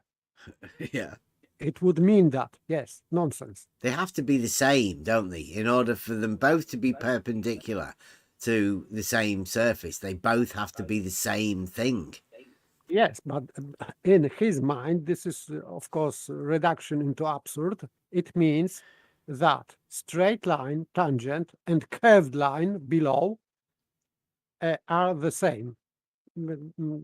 So, because they are both perpendicular to his vertical. So, curved line and another, and straight line and another curved line are the same. Nonsense, complete nonsense. Yeah, and I think this is one of those things that this is why the old axioms of the all right angles are equal.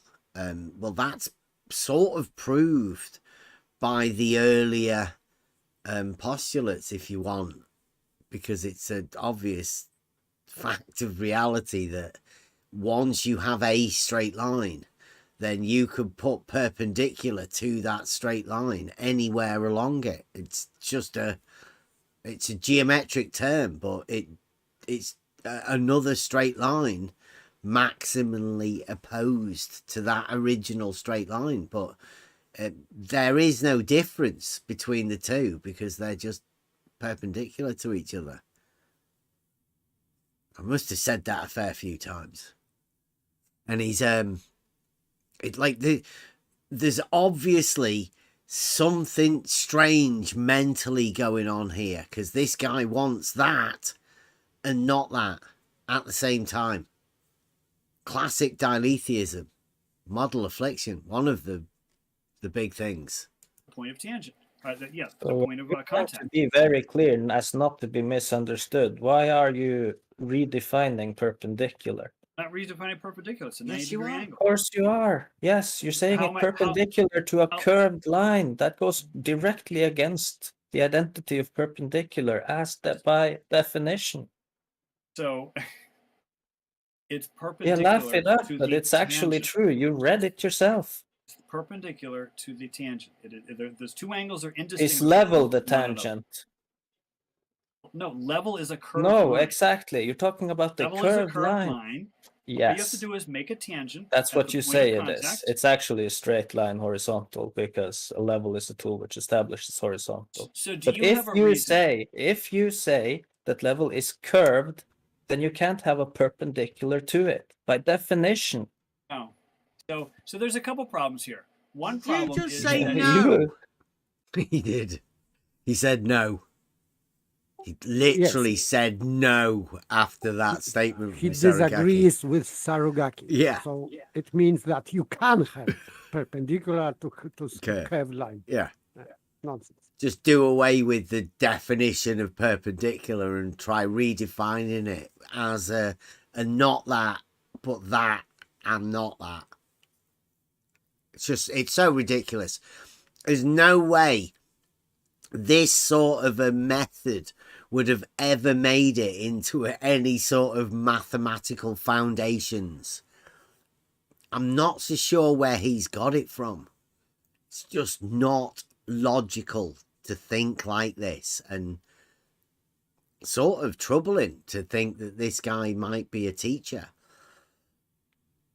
Although I think I know that everybody within this is a bit of a character acting or whatever.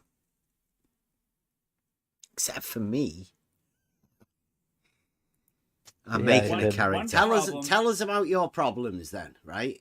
No, I'm just saying one of the problems is that every reference I could find on long distance surveying shows a curved level line, and I didn't make those diagrams. They were made by experts, years and years before me. So that's something I've never heard somebody in this arena on your side of the aisle explain. Why all these diagrams have curved level lines. I didn't make it up, okay? I'm just citing the experts. Mm-hmm. Second, citing the experts. Which one? The long distance level line experts. Oh, and globe surveyors and geodesic surveyors. No, I think the people that drew the level line as a curved line. He's not gonna trust just all of the architectural plans and elevation profiles of all of the engineering projects that have ever been made. He's not going to trust them. He's seen a few pictures from a fair few years back that had some curvy lines drawn in them. Interesting. The thing is, you can have an angle with a curve. You can intersect a straight line and a curve. You can intersect two curves, and the point of intersection, you can measure those angles. At the point of intersection, you can measure an angle. At the point of intersection, anybody heard that before? Impossible. Yes, I heard that before. Yes. Rumpus, right? This is impossible to do. You cannot measure angle at a point. So, if you've heard it before, heard it through Rumpus. Now, in the order of things, who taught who this paralogism of point angle measurement? Was it Rumpus taught flat earth math, or did flat earth math teach Rumpus? I don't know. I would say that Rumpus was first who said that, but I'm not sure who first invented that. Yeah, nonsense. I don't know. A shout out to the Blue Marble scientists. If any of you would like to claim it or hand it off to the other one, so you don't claim it for yourself, I'm going to give this one to flat earth math again. The straight line that he has claimed to be horizontal, that he seems to have an awful lot of confusion about. He's now trying to say that you can measure an angle to a curve at a point, and he's going to imagine that level is a curve even though it's perpendicular. He's got problems, right? Because he's going to measure a right angle at that point and then say that it's perpendicular when it's horizontal. In reality, right? He's just confused. There's a very obvious answer to all of this. And that's you can't separate vertical and horizontal. You can't bend a straight line. You can't mess about with geometric terms, especially perpendicular. Some people do, though. This is the Blue Marble scientific method. And all four of those angles are going to add up to 360 degrees. Not to a curve, you can't. Sorry? Yeah, when you say measure those angles, do you mean using calculus to calculate? You could do it however you want. I mean, calculus works, but you could, so that's not a protractor. measurement. Yeah, you can't measure an angle between a straight line and a curve using a protractor. Sure you can. All you got to do is draw a tangent at the point of contact. Yeah, so that's a angle between the tangent and the straight line, not the curve and the Just straight line. indistinguishable from the angle. From of course it's not. Right angles are equal. So have you ever used... it's not indistinguishable because you're drawing a straight line for a purpose. Have you ever used GeoGebra? Of course. It's Euclidean entirely. So absolutely. So just, grab GeoGebra, draw a circle, and then draw a straight line, intersecting. Always with the monad. Find thing and draw the monad. Put your one vertical together. You could see the power of the monad then, because then you can combine all verticals.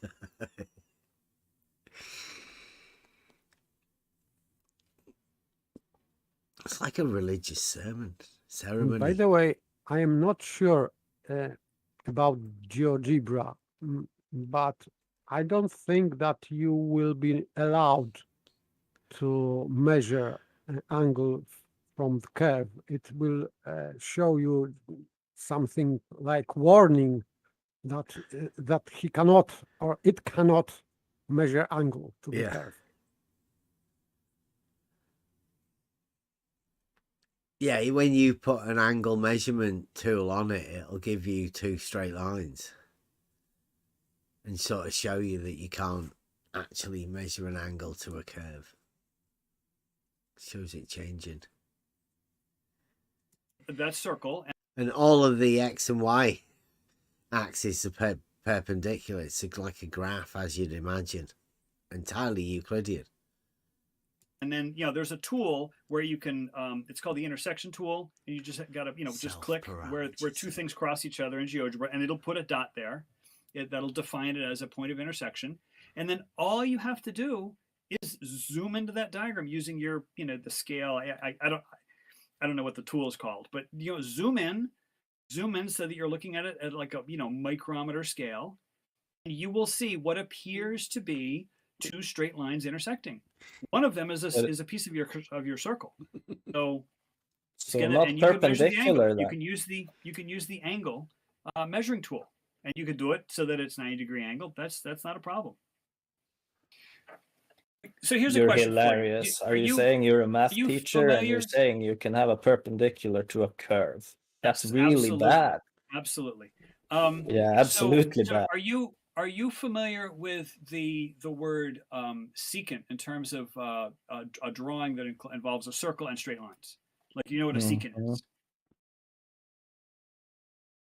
Now, this was pretty interesting for all of you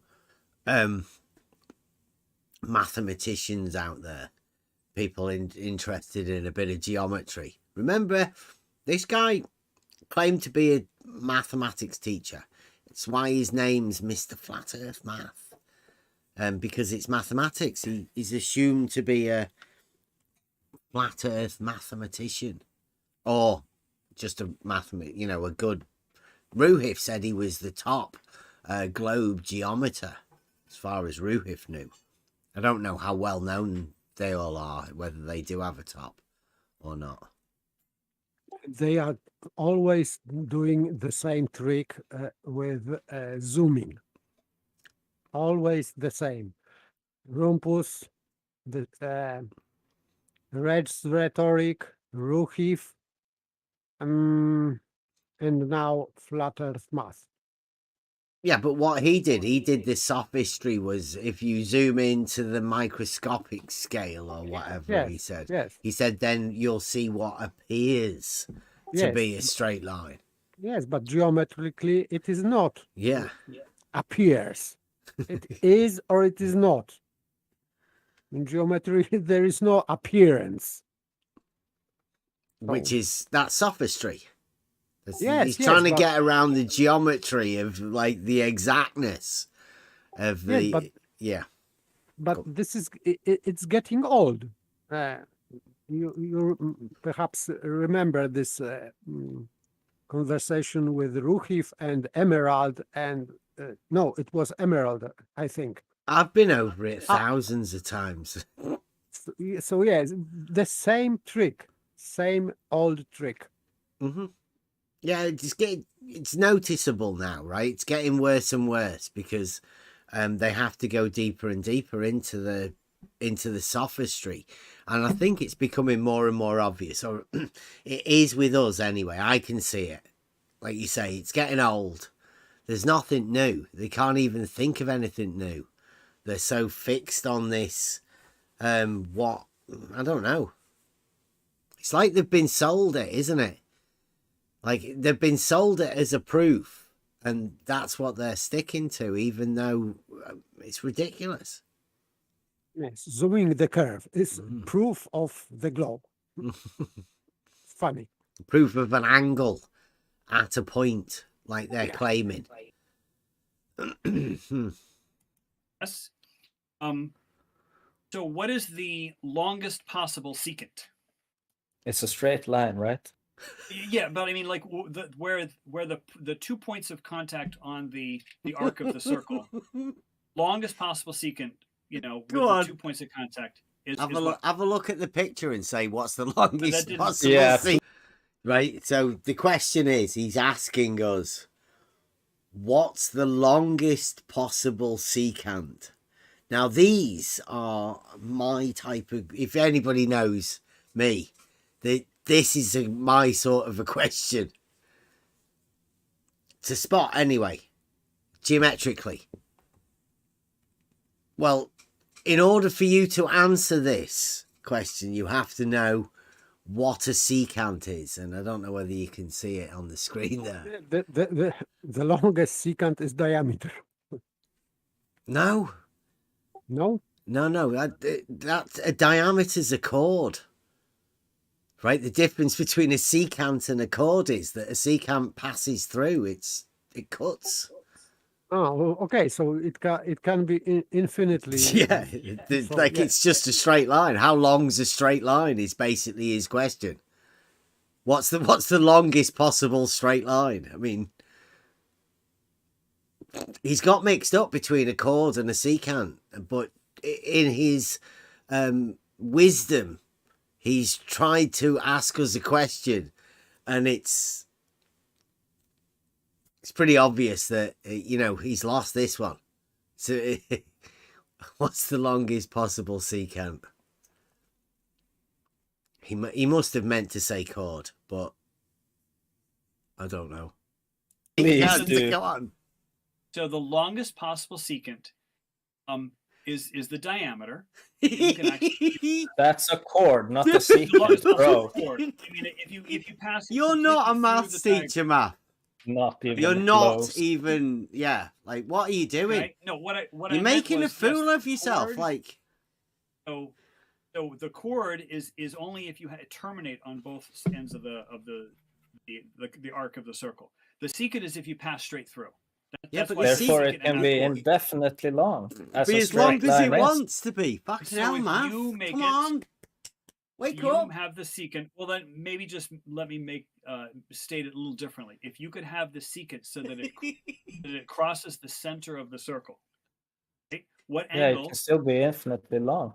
It could be infinitely long. But what angle does that secant make with the curve of the circle? Are you kidding? He won't. How's that equivalent to how long is the longest secant? What's he doing? Stroman, no relevance, completely irrelevant. He's just trying to avoid traps. He's falling into traps and he's trying to get out of this. Yeah, Blue Marble's saying he thinks that he's making a fool out of you, guy. I'm not so sure. It depends what you think your humour is, Blue, but I mean, this is some weird sort of Alice in Wonderland humour levels that Blue Marble's on if you think he's the one that's making us look like a jester, I would say. I don't know. Me right now. It's a 90-degree angle. It's not. No, it's not. All right angles are equal, bro. Go. You can look it up. Holy shit! Yeah, Axiom 11. You should look it up. Oh my goodness. Anyway, I did enjoy speaking with you guys. I do have to finish the rest of my meatball. Right. So he just said there's a 90-degree angle, but how can all right angles be equal? It's a circle. Possible with yes. It's just on not. one side it has to be smaller, and on the second side it has to be greater. Yeah. No other way, because otherwise we have straight line. So if they are equal, it means that we have straight lines. And if that's they are perpendicular. Yes, but if one of them is curved, it means that these angles cannot be equal. Simple.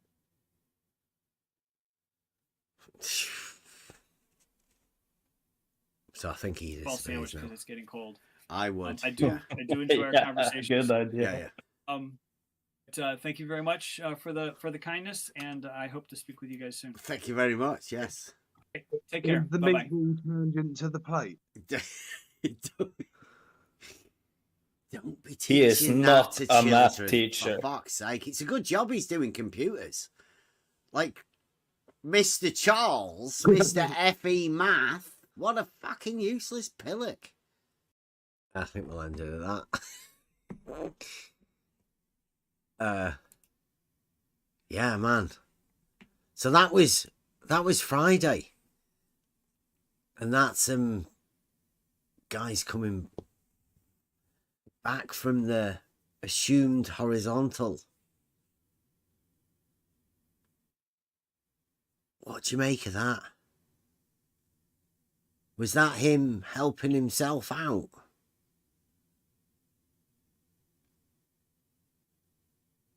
Starcard has been in the chat all day, hasn't he?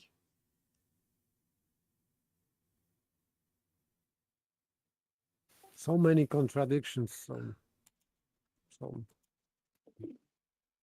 But that's a model affliction.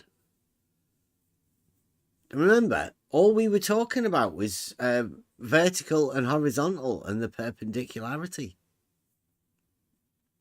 He processed that information in his own head on a drive home and came up with a conclusion that therefore the Earth cannot be a globe is what he did in his head. He made a video and he added that bit in as his own personal embellishment onto the fact that horizontal and vertical can't be perpendicular. So now, of his own making, unless, you know, like us speaking about horizontal and vertical being perpendicular and the fact that you can have multiple perpendiculars to a plane. If that's distressing anybody else and they're sort of listening to us and hearing, you know, and getting troubling thoughts that, you know, that therefore, you know, whatever you want to go with the therefore, I would suggest don't listen. Just be at peace with your globe. Be at peace with it.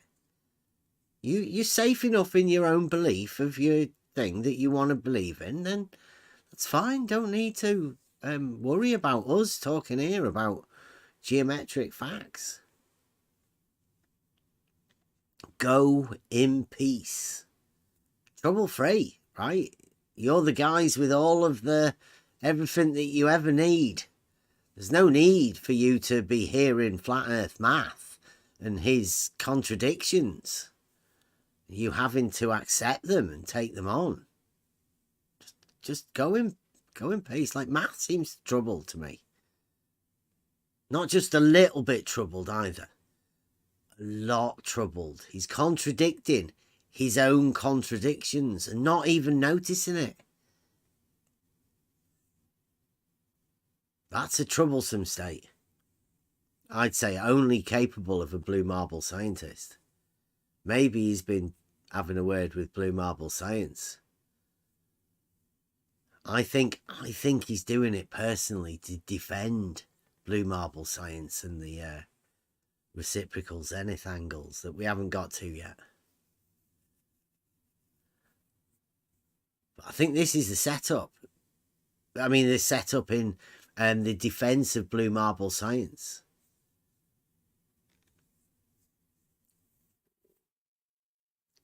Flat earth math is sort of helping out. Testing it out. Saving blue marble science, maybe. An operation in the FES.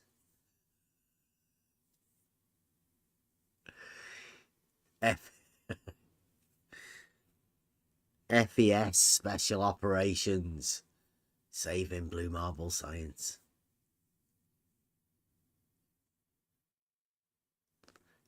Quite like that. That's a good one.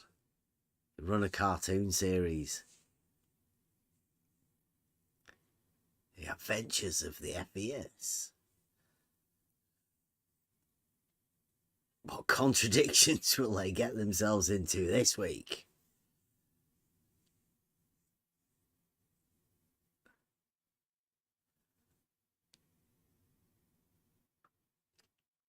They should just go in peace.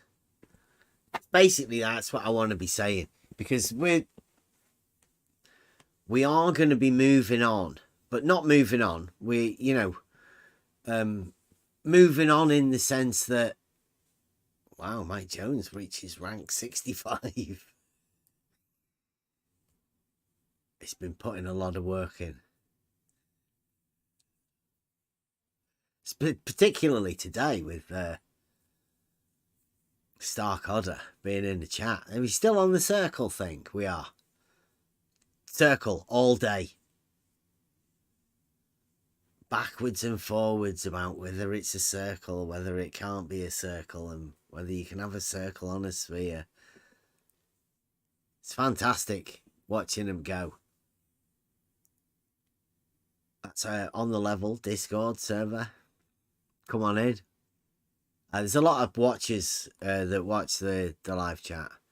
A lot of people that watch the defense of I don't know. There's a few special people within this conversation, whatever that we've been having.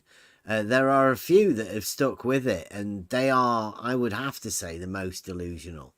But the ones that hold the most contradictions, like Flat Earth Math, being able to voice those contradictions one after the other, oblivious to them, it takes a talented person to be able to do that. Or I say talented. It takes a particular mind to be able to do that and not notice contradictions.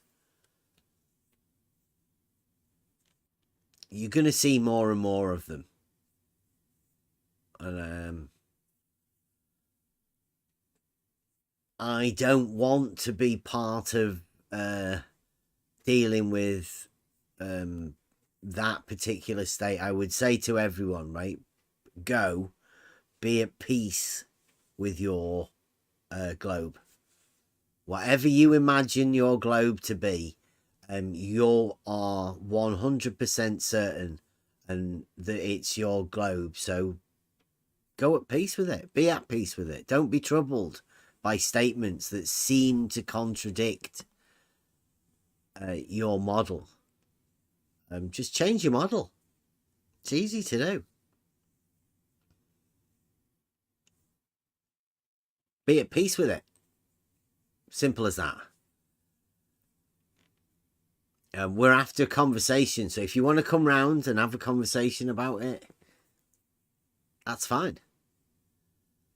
There's no need to get defensive. All perceived models, or any globe, whatever your globe is, because I know there are different globes out there. The mental conception of the globe model is completely individual as a vertical once you've accepted the particular vows, tenets, whatever it may be. You can take the vertical, and you can also take the globe. They come as a two, like a scepter type thing.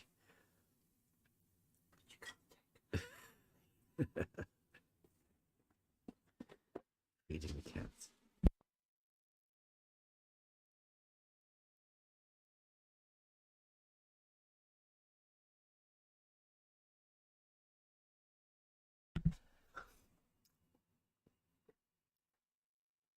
Switch the kettle on, please.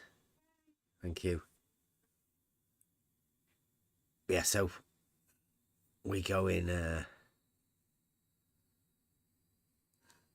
It's the not that. The problem here, I think it's quite easy for me to say it when this early on.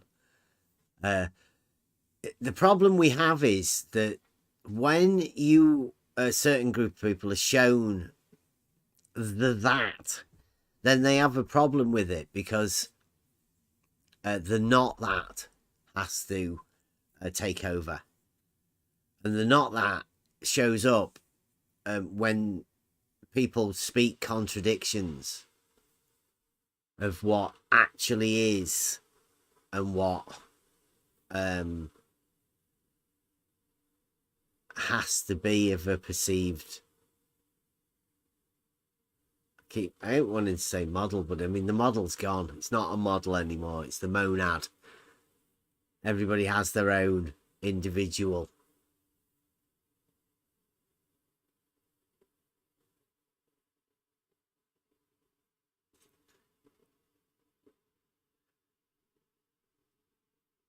They keep saying this, and I'm pretty sure the guy that's changed his name, it's Stark Odder, now Cognitive Resonance, keeps talking about surveyors. And I'm not too sure how many surveyors he's actually talked to. But all surveyors that I've ever talked to know that level is horizontal. So I'm not too sure what he's talking about. And I'll say that again. All surveyors that I've talked to and all surveyors that anybody's ever talked to will always say that level is horizontal, because it is.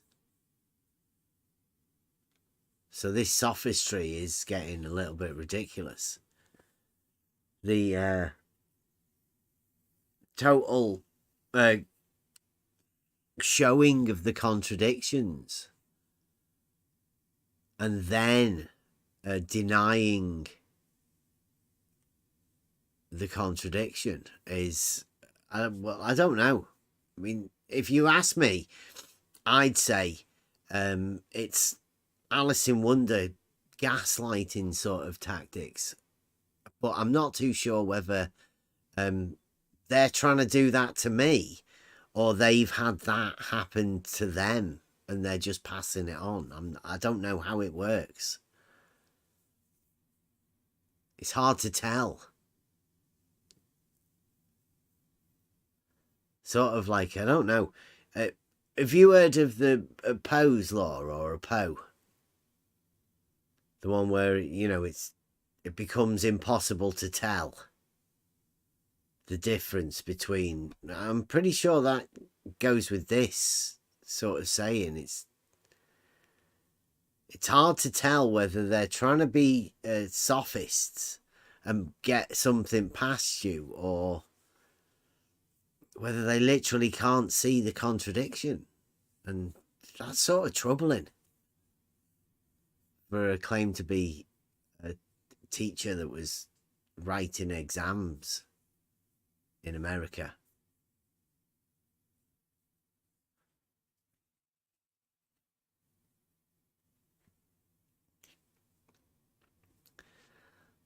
I don't know how it works, the teaching system in America.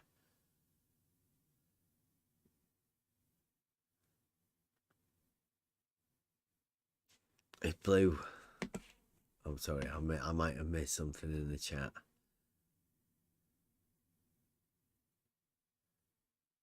No, Blue, I've just trained in it. I did a 2-year course where 50% of the entire course was based around land surveying. So, yeah. I suppose the guy that was teaching us was at one time a surveyor. You don't get into teaching surveying unless you've actually practiced it. So he, taught me surveying. Got a certificate on the wall. Land surveying, it says. Grade A. It was an A. Got an A. How many people got A's? In land surveying? None. Just me. I'm the only one. Unless there is anybody else out there. If there is anybody else out there that did land surveying, got a land surveying certificate, let us know. Pop into the Discord on the level, click the link, come on in, send us a picture of it. Say, I've got a land surveying certificate too. Because I bet there won't be any more. That's it's an old one. It's been shuffled out. Land surveying. Change the words.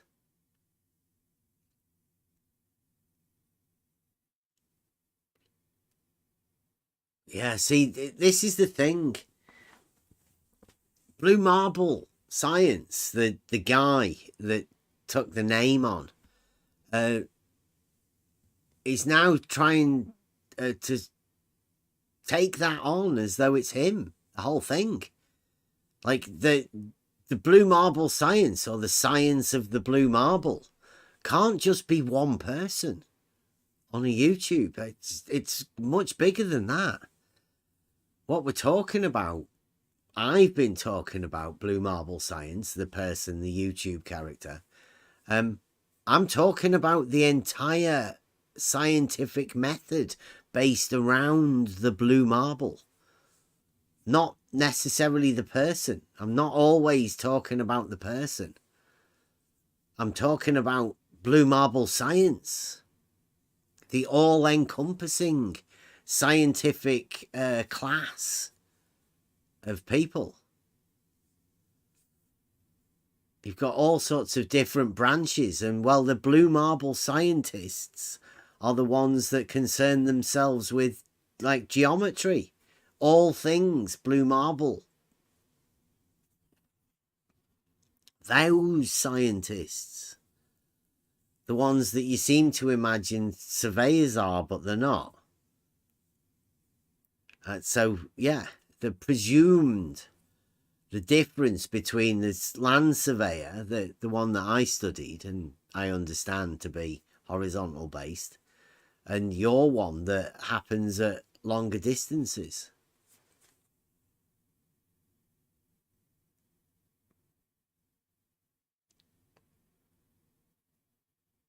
It's hard to tell what the difference is. Blue Marble Science is letting us know.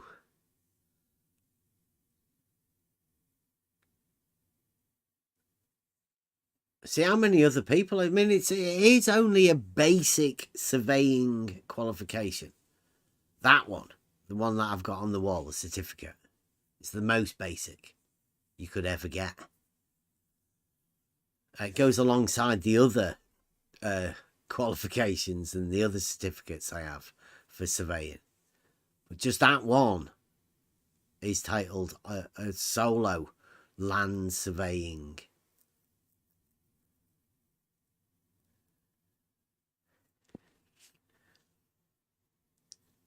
And I don't particularly want to make a big deal out of it. Seems like it upsets people, the fact that I actually have this certificate. But it does mean that I have actually been to college and done it. I do have an amount of experience within land surveying. Now, that may not be the surveying that these guys are talking about. Maybe it's slightly different. They may have heard their paralogisms been passed on by people like Jesse Kozlowski, George Nutsack, God rest his soul. But I think I did hear somebody mention the other day the equipotential angle of adjustment, and we will get round to that. Blue Marble Science, the person, the YouTube character, those reciprocal zenith angles and the equipotential angle of adjustment. We're going to help bring back George's final work, George Nutsack, God rest his soul. We're going to be helping him out in Blue Marble Science.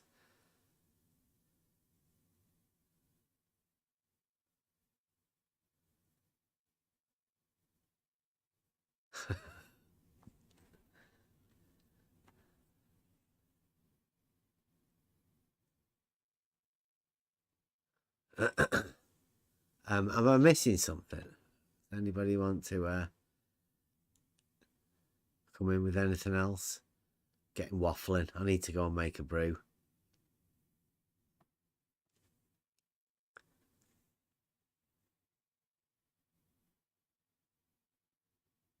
Does anybody want anything else? It is Model Affliction Monday, and I'm hoping that I don't know if we're moving on to the not that. Does the model Affliction Monday still fit?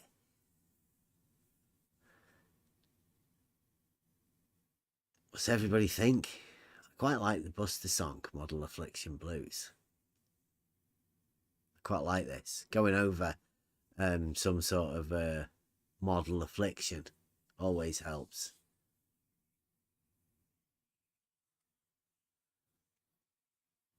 General contracting.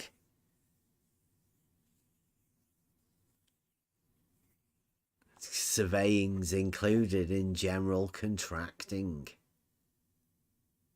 Will that be just the general stuff with the level where level is horizontal?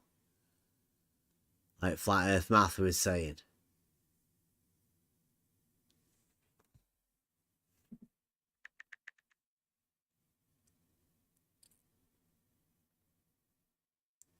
Be interesting to see if Blue Marble Science, the YouTube character, not the entire body of Blue Marble Science. He says he's got a general contracting thing in which surveying was included.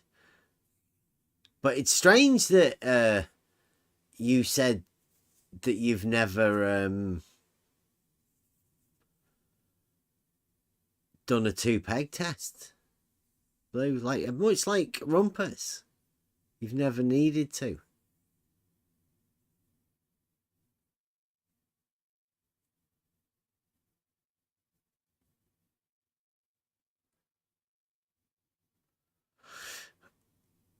He didn't need it to because 2-peg test doesn't work on the globe. So since we live on the globe, it has to fail. Yeah. It always fails. It's a proof that they actually live on a globe. The proof that the 2-peg test will always fail. Well, the 2-peg test for the Globers is actually a 3-peg test because they need one in the middle. The level's in the middle, though, isn't it? Yeah, that's what I mean. Yeah. Well, just stick 1 peg in. Yeah, the point. Yeah, I think the fact, right, since we did go over this today, right, the fact that you know the not that, or you can only know the not that if you never know the that, right? Because it's hard to imagine something that you know to be true, right? Something different than that.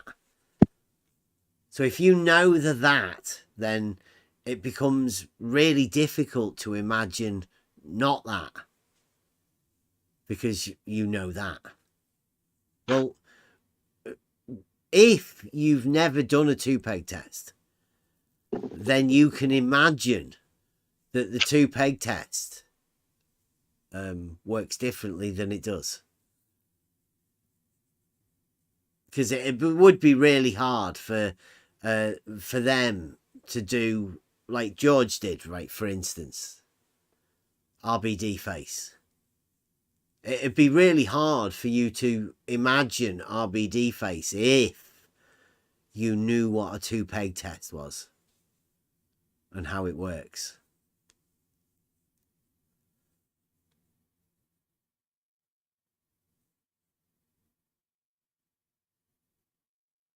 But that's one of the reasons we've never actually shown us doing the 2-peg test.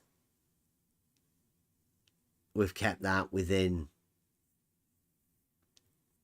this group on the level Discord group. The on the level group. We all know.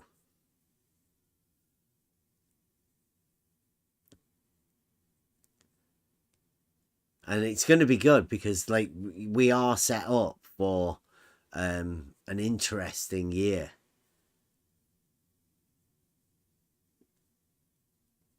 Oh, and anyone else using the same similar tags are not associated with us in any way, shape or form. Yes. Yes, we are on the level Discord.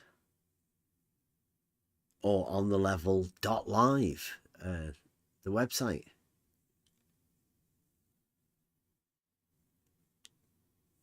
Thank you very much, Nightbot. That was good timing. Click the link. Come on in, have a chat. Hope it's still working.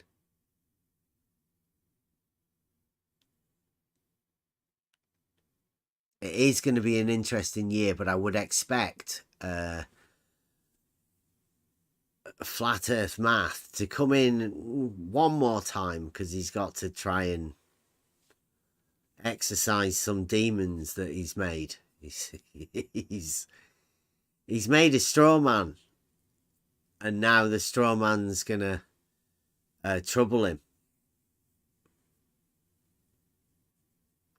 He should have just kept quiet about his straw man, about the reasoning process that he had, because it seems to me that it's going to trouble a lot more people.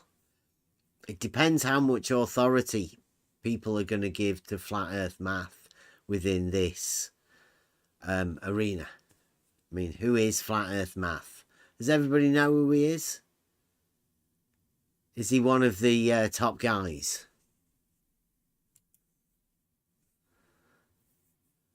I don't know. What's everybody else think? I mean, he's been around. He says he's been around for 14 years. I mean, that's a long time served in this arena.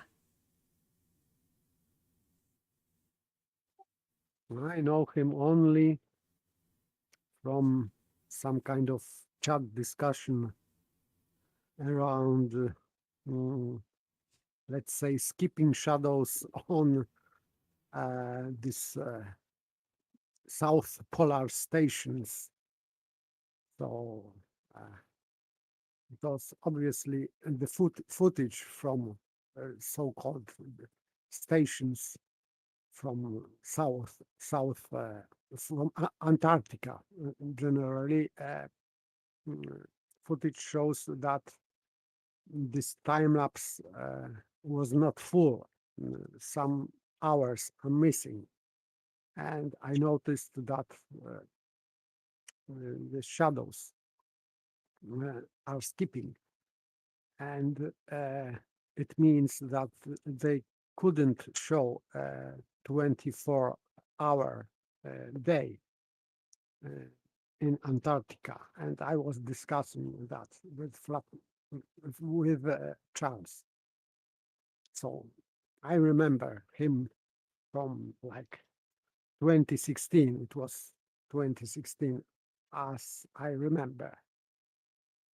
So, but only once I had a chat with him on some YouTube channel. I can't even remember on which channel it was. I think the first time I ever saw him, he was on Jose's. It was a face on the side while I was talking to what's he called? The one that set up the conspiracy cats, turned him by showing him a picture of the moon.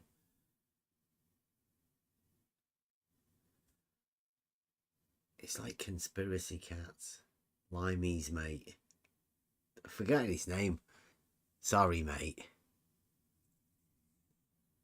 Speak lies.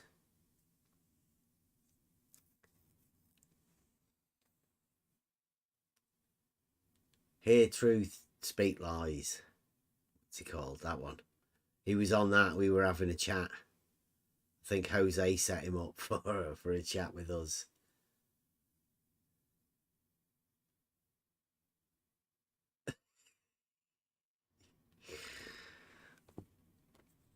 Can I just say, yeah, Blue, it's pretty compelling that Bev can take a picture. I'm in the I'm holding the measuring rod. Okay, so you didn't even take it? Yeah. My lad's on the camera, right? You were there. Oh yeah, I was in the Discord. Okay, yeah, compelling evidence that that Bev can stand there and hold a pole. Yeah, we can go out and do stuff and get it broadcast live into Discord. Yeah, that's genius, Blue. Tell everyone. Tell everybody. It's very compelling. Yeah, how Very. we here on the level Discord managed to go out to do live demonstrations of auto levels and perspective over distance, and also Fata Morgana sunsets under the horizon. We do all sorts of live stuff straight through the Discord channel. All you have got to do is come into the Discord, click the cameras, and you can watch multiple cameras when we do it. Not done it for a bit. We've been a bit lazy, but we've been setting something up. Can't say what yet. That's it.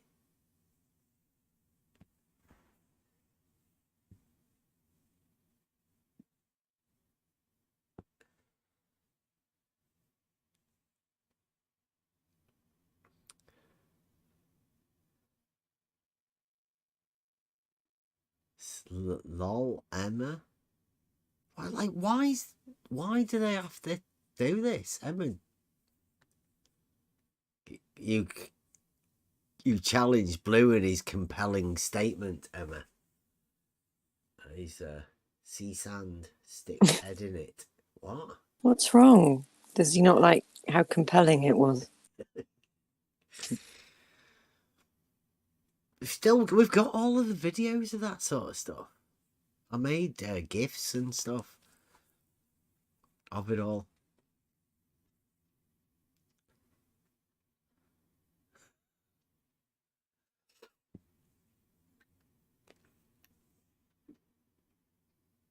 Yeah, we'd since it's Model Affliction Monday, we are playing games on our Discord server now. Well, we have been obviously for quite a while, but now we're opening up Arc servers. So if anybody wants to get away from all of this stuff and I get a bit of a break, it is PC gaming, but I do believe you can join in on the new Xbox. It's just gaming. It's an escape from the ridiculous stuff that we have to deal with. Drop the model and come in and have a chat. That's what we're here for. Easy.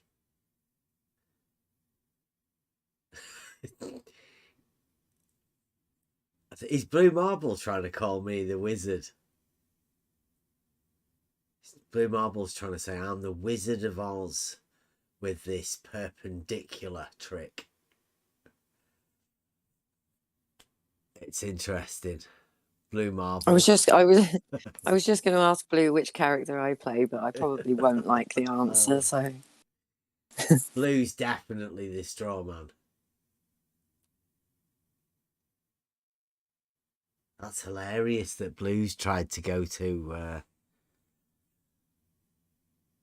the Yellow Brick Road behind the curtain.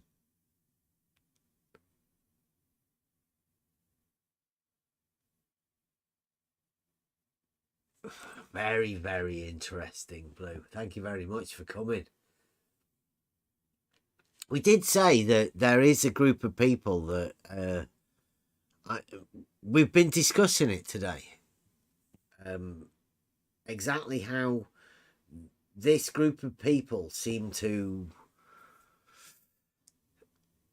I don't know why they're here.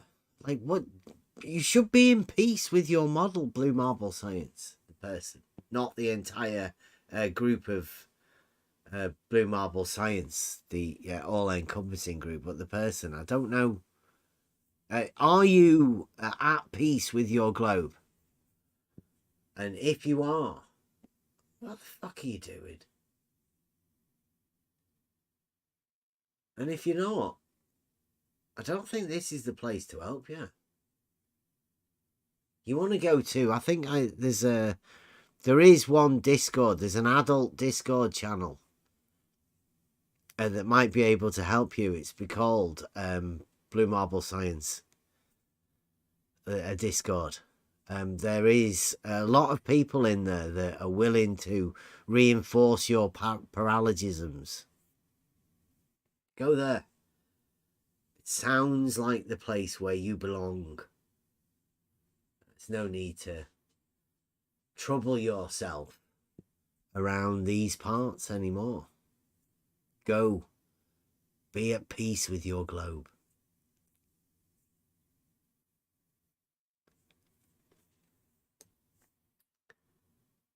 Stay a bit longer if he thinks he's bothering us. You're not bothering us, Blue. Don't worry.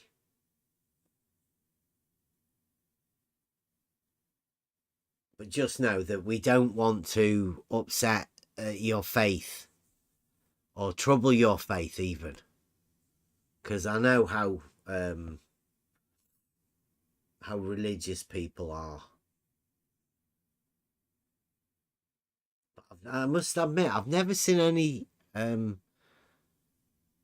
any Christians do this sort of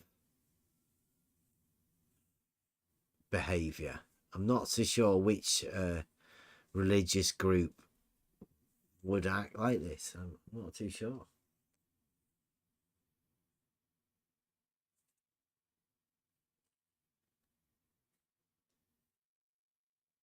Modern determination of vertical deflections using digital zenith cameras.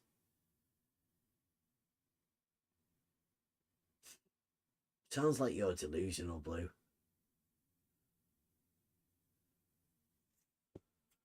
Really does.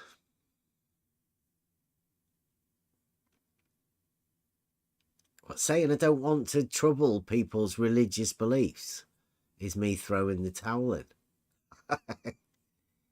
I don't want to upset people, Blue. And I know certain people, Blue Marble scientists, normally do get upset when they hear anything to do related to reality and the straight lines of horizontal and vertical. It's tough for some people.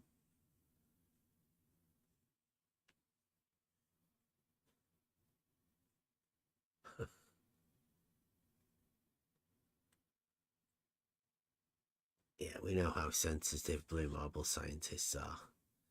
And I don't want to upset anyone. But it seems like they come here. They do like it here. Stefan and Blue.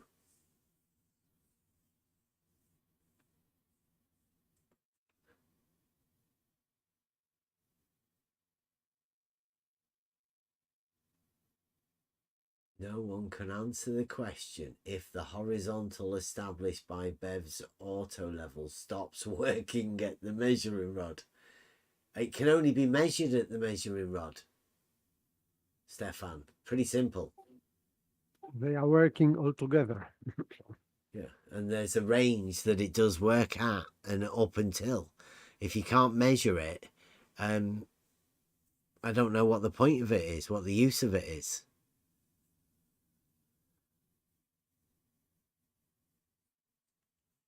But that was the initial question, the initial reason we went out there, to show the working range, the operating range of these tools.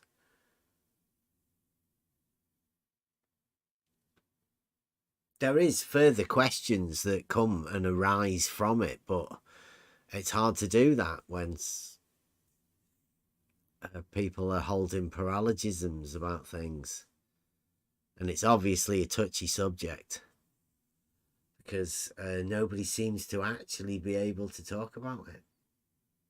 Now, like I say, we do talk about these sort of things in the On the Level Discord server. Not always broadcast. So there are different types of discussions that occur during the daytime. or weekend time, or whenever we're not being broadcast live. Maybe after shows or whatever.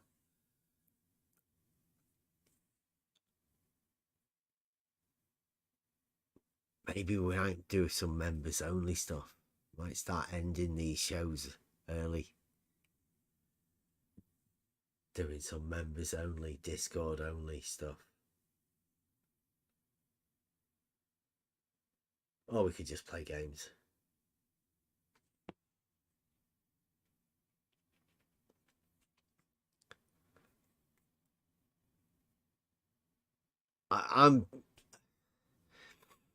It's troubling for me to hear people like Flat Earth Math. It's troubling for me to hear people like Nathan Oakley and QE having what I would call mental breakdowns over geometric facts. Flat Earth Math, Blue Marble Science, Where's Wally? All of these people have been troubled by geometric statements that come with proofs, geometric proofs, logical proofs, practical proofs.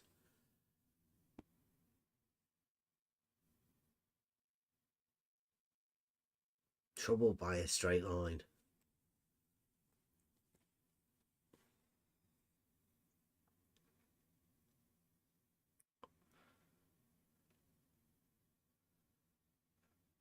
These are... Oh, go on, sorry. Go on.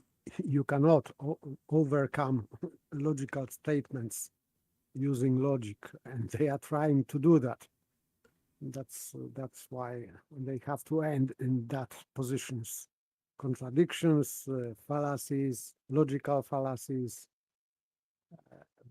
etc. So this is consequence of trying to deny logical statements and proofs. Yeah, the mythologist. The mind of a mythologist. And all because I think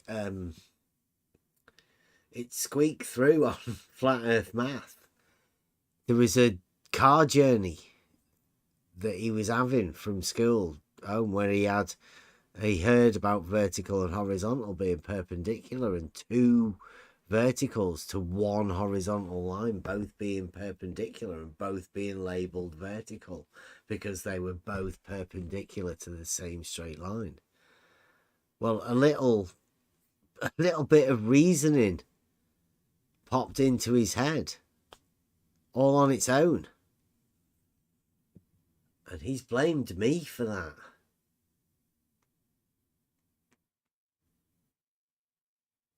Or he's made a video in rebuttal to me about that, which we might go over tomorrow, logic. Or we may not. I mean, I don't know. Is it worth it? Is it worth going over, you know, like a troubled mind making videos, hastily prepared videos and rebuttals to arguments that nobody ever made? It's like model affliction plus, isn't it? Hard to say before watching. Yeah.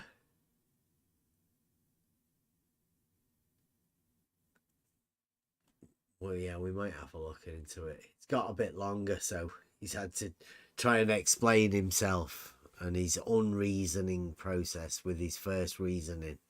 He has to undo that.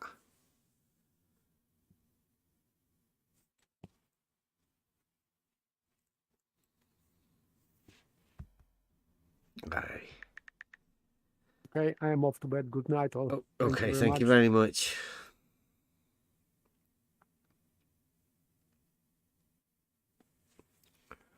Has anybody got anything else? Model affliction wise? If not, we'll go into an after show, because I've got some stuff I wouldn't mind putting through everybody having a word. Nobody got anything? No more model affliction stuff. Get me Soapbuster out.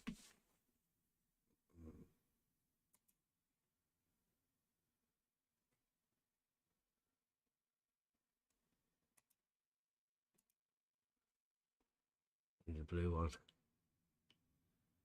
So this is the one with for you, just for you, Blue. Model Affliction. Thank you for joining us. This, like I say, these Model Affliction ones. This one is a be at peace with your globe. I'm not throwing a towel in, Blue. I'm just saying. I think we've moved on. I think we're all adults now. The learning process of the not that has been done. It's now. It's obvious. Advanced simplicity has won through to the fact that perpendiculars, a geometric statement, have exposed the dilithiest mind of the blue marble scientist.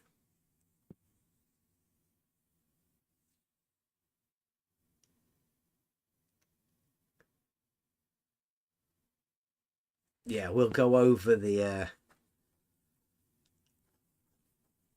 tomorrow is Logic Day, so I don't know, something will show itself for Logic Day, but get ready for some changes because they're coming. You can feel it in the air. You can smell it, can't you? It smells like burnt shit. I don't know. Thanks for watching. Join us tomorrow, 8 o'clock. If you want, coming on the Discord, we'll obviously still be going afterwards in the Discord. On the level, Discord. Yeah, don't forget us little people that all the big names want to steal all the stuff off of. Wait until you get a grip on the stuff that we talk about in the Discord. It's a good job they haven't got hold of any of that yet. The good stuff. It's okay. Thank you very much. Join us tomorrow, 8 o'clock, on the level Discord. On the level. Try thinking. All right, here we go.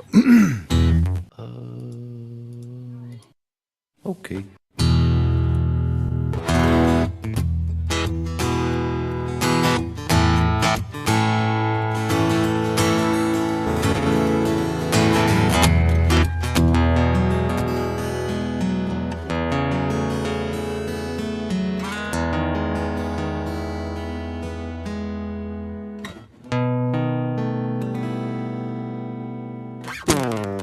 Is it a hump or a drop?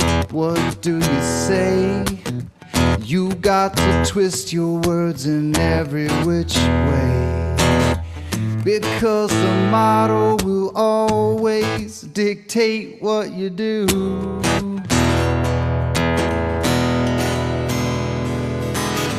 Everybody knows that you've got the model affliction blues.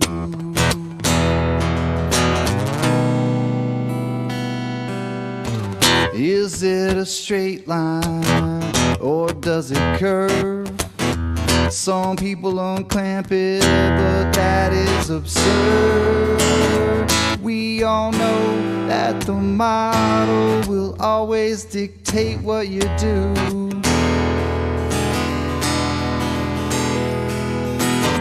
Everybody knows that you are model afflicted blue. Model affliction. It's your addiction. That model affliction.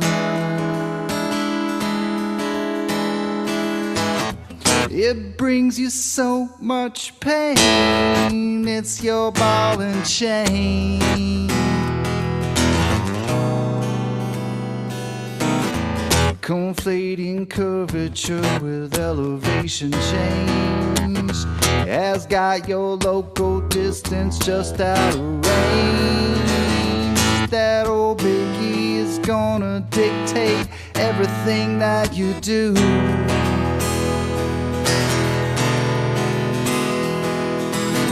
And everybody knows that you got the model affliction blue.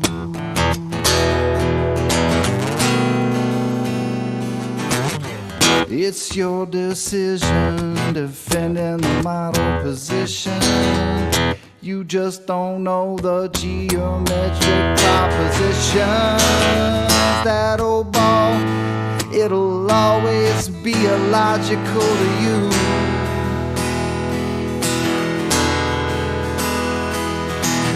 That's why perpendicularity is a puzzle to you. Model affliction, it's your addiction. Model affliction.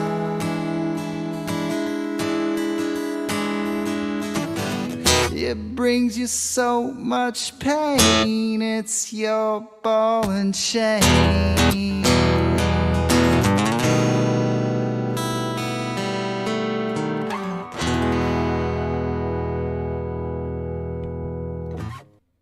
World famous Buster.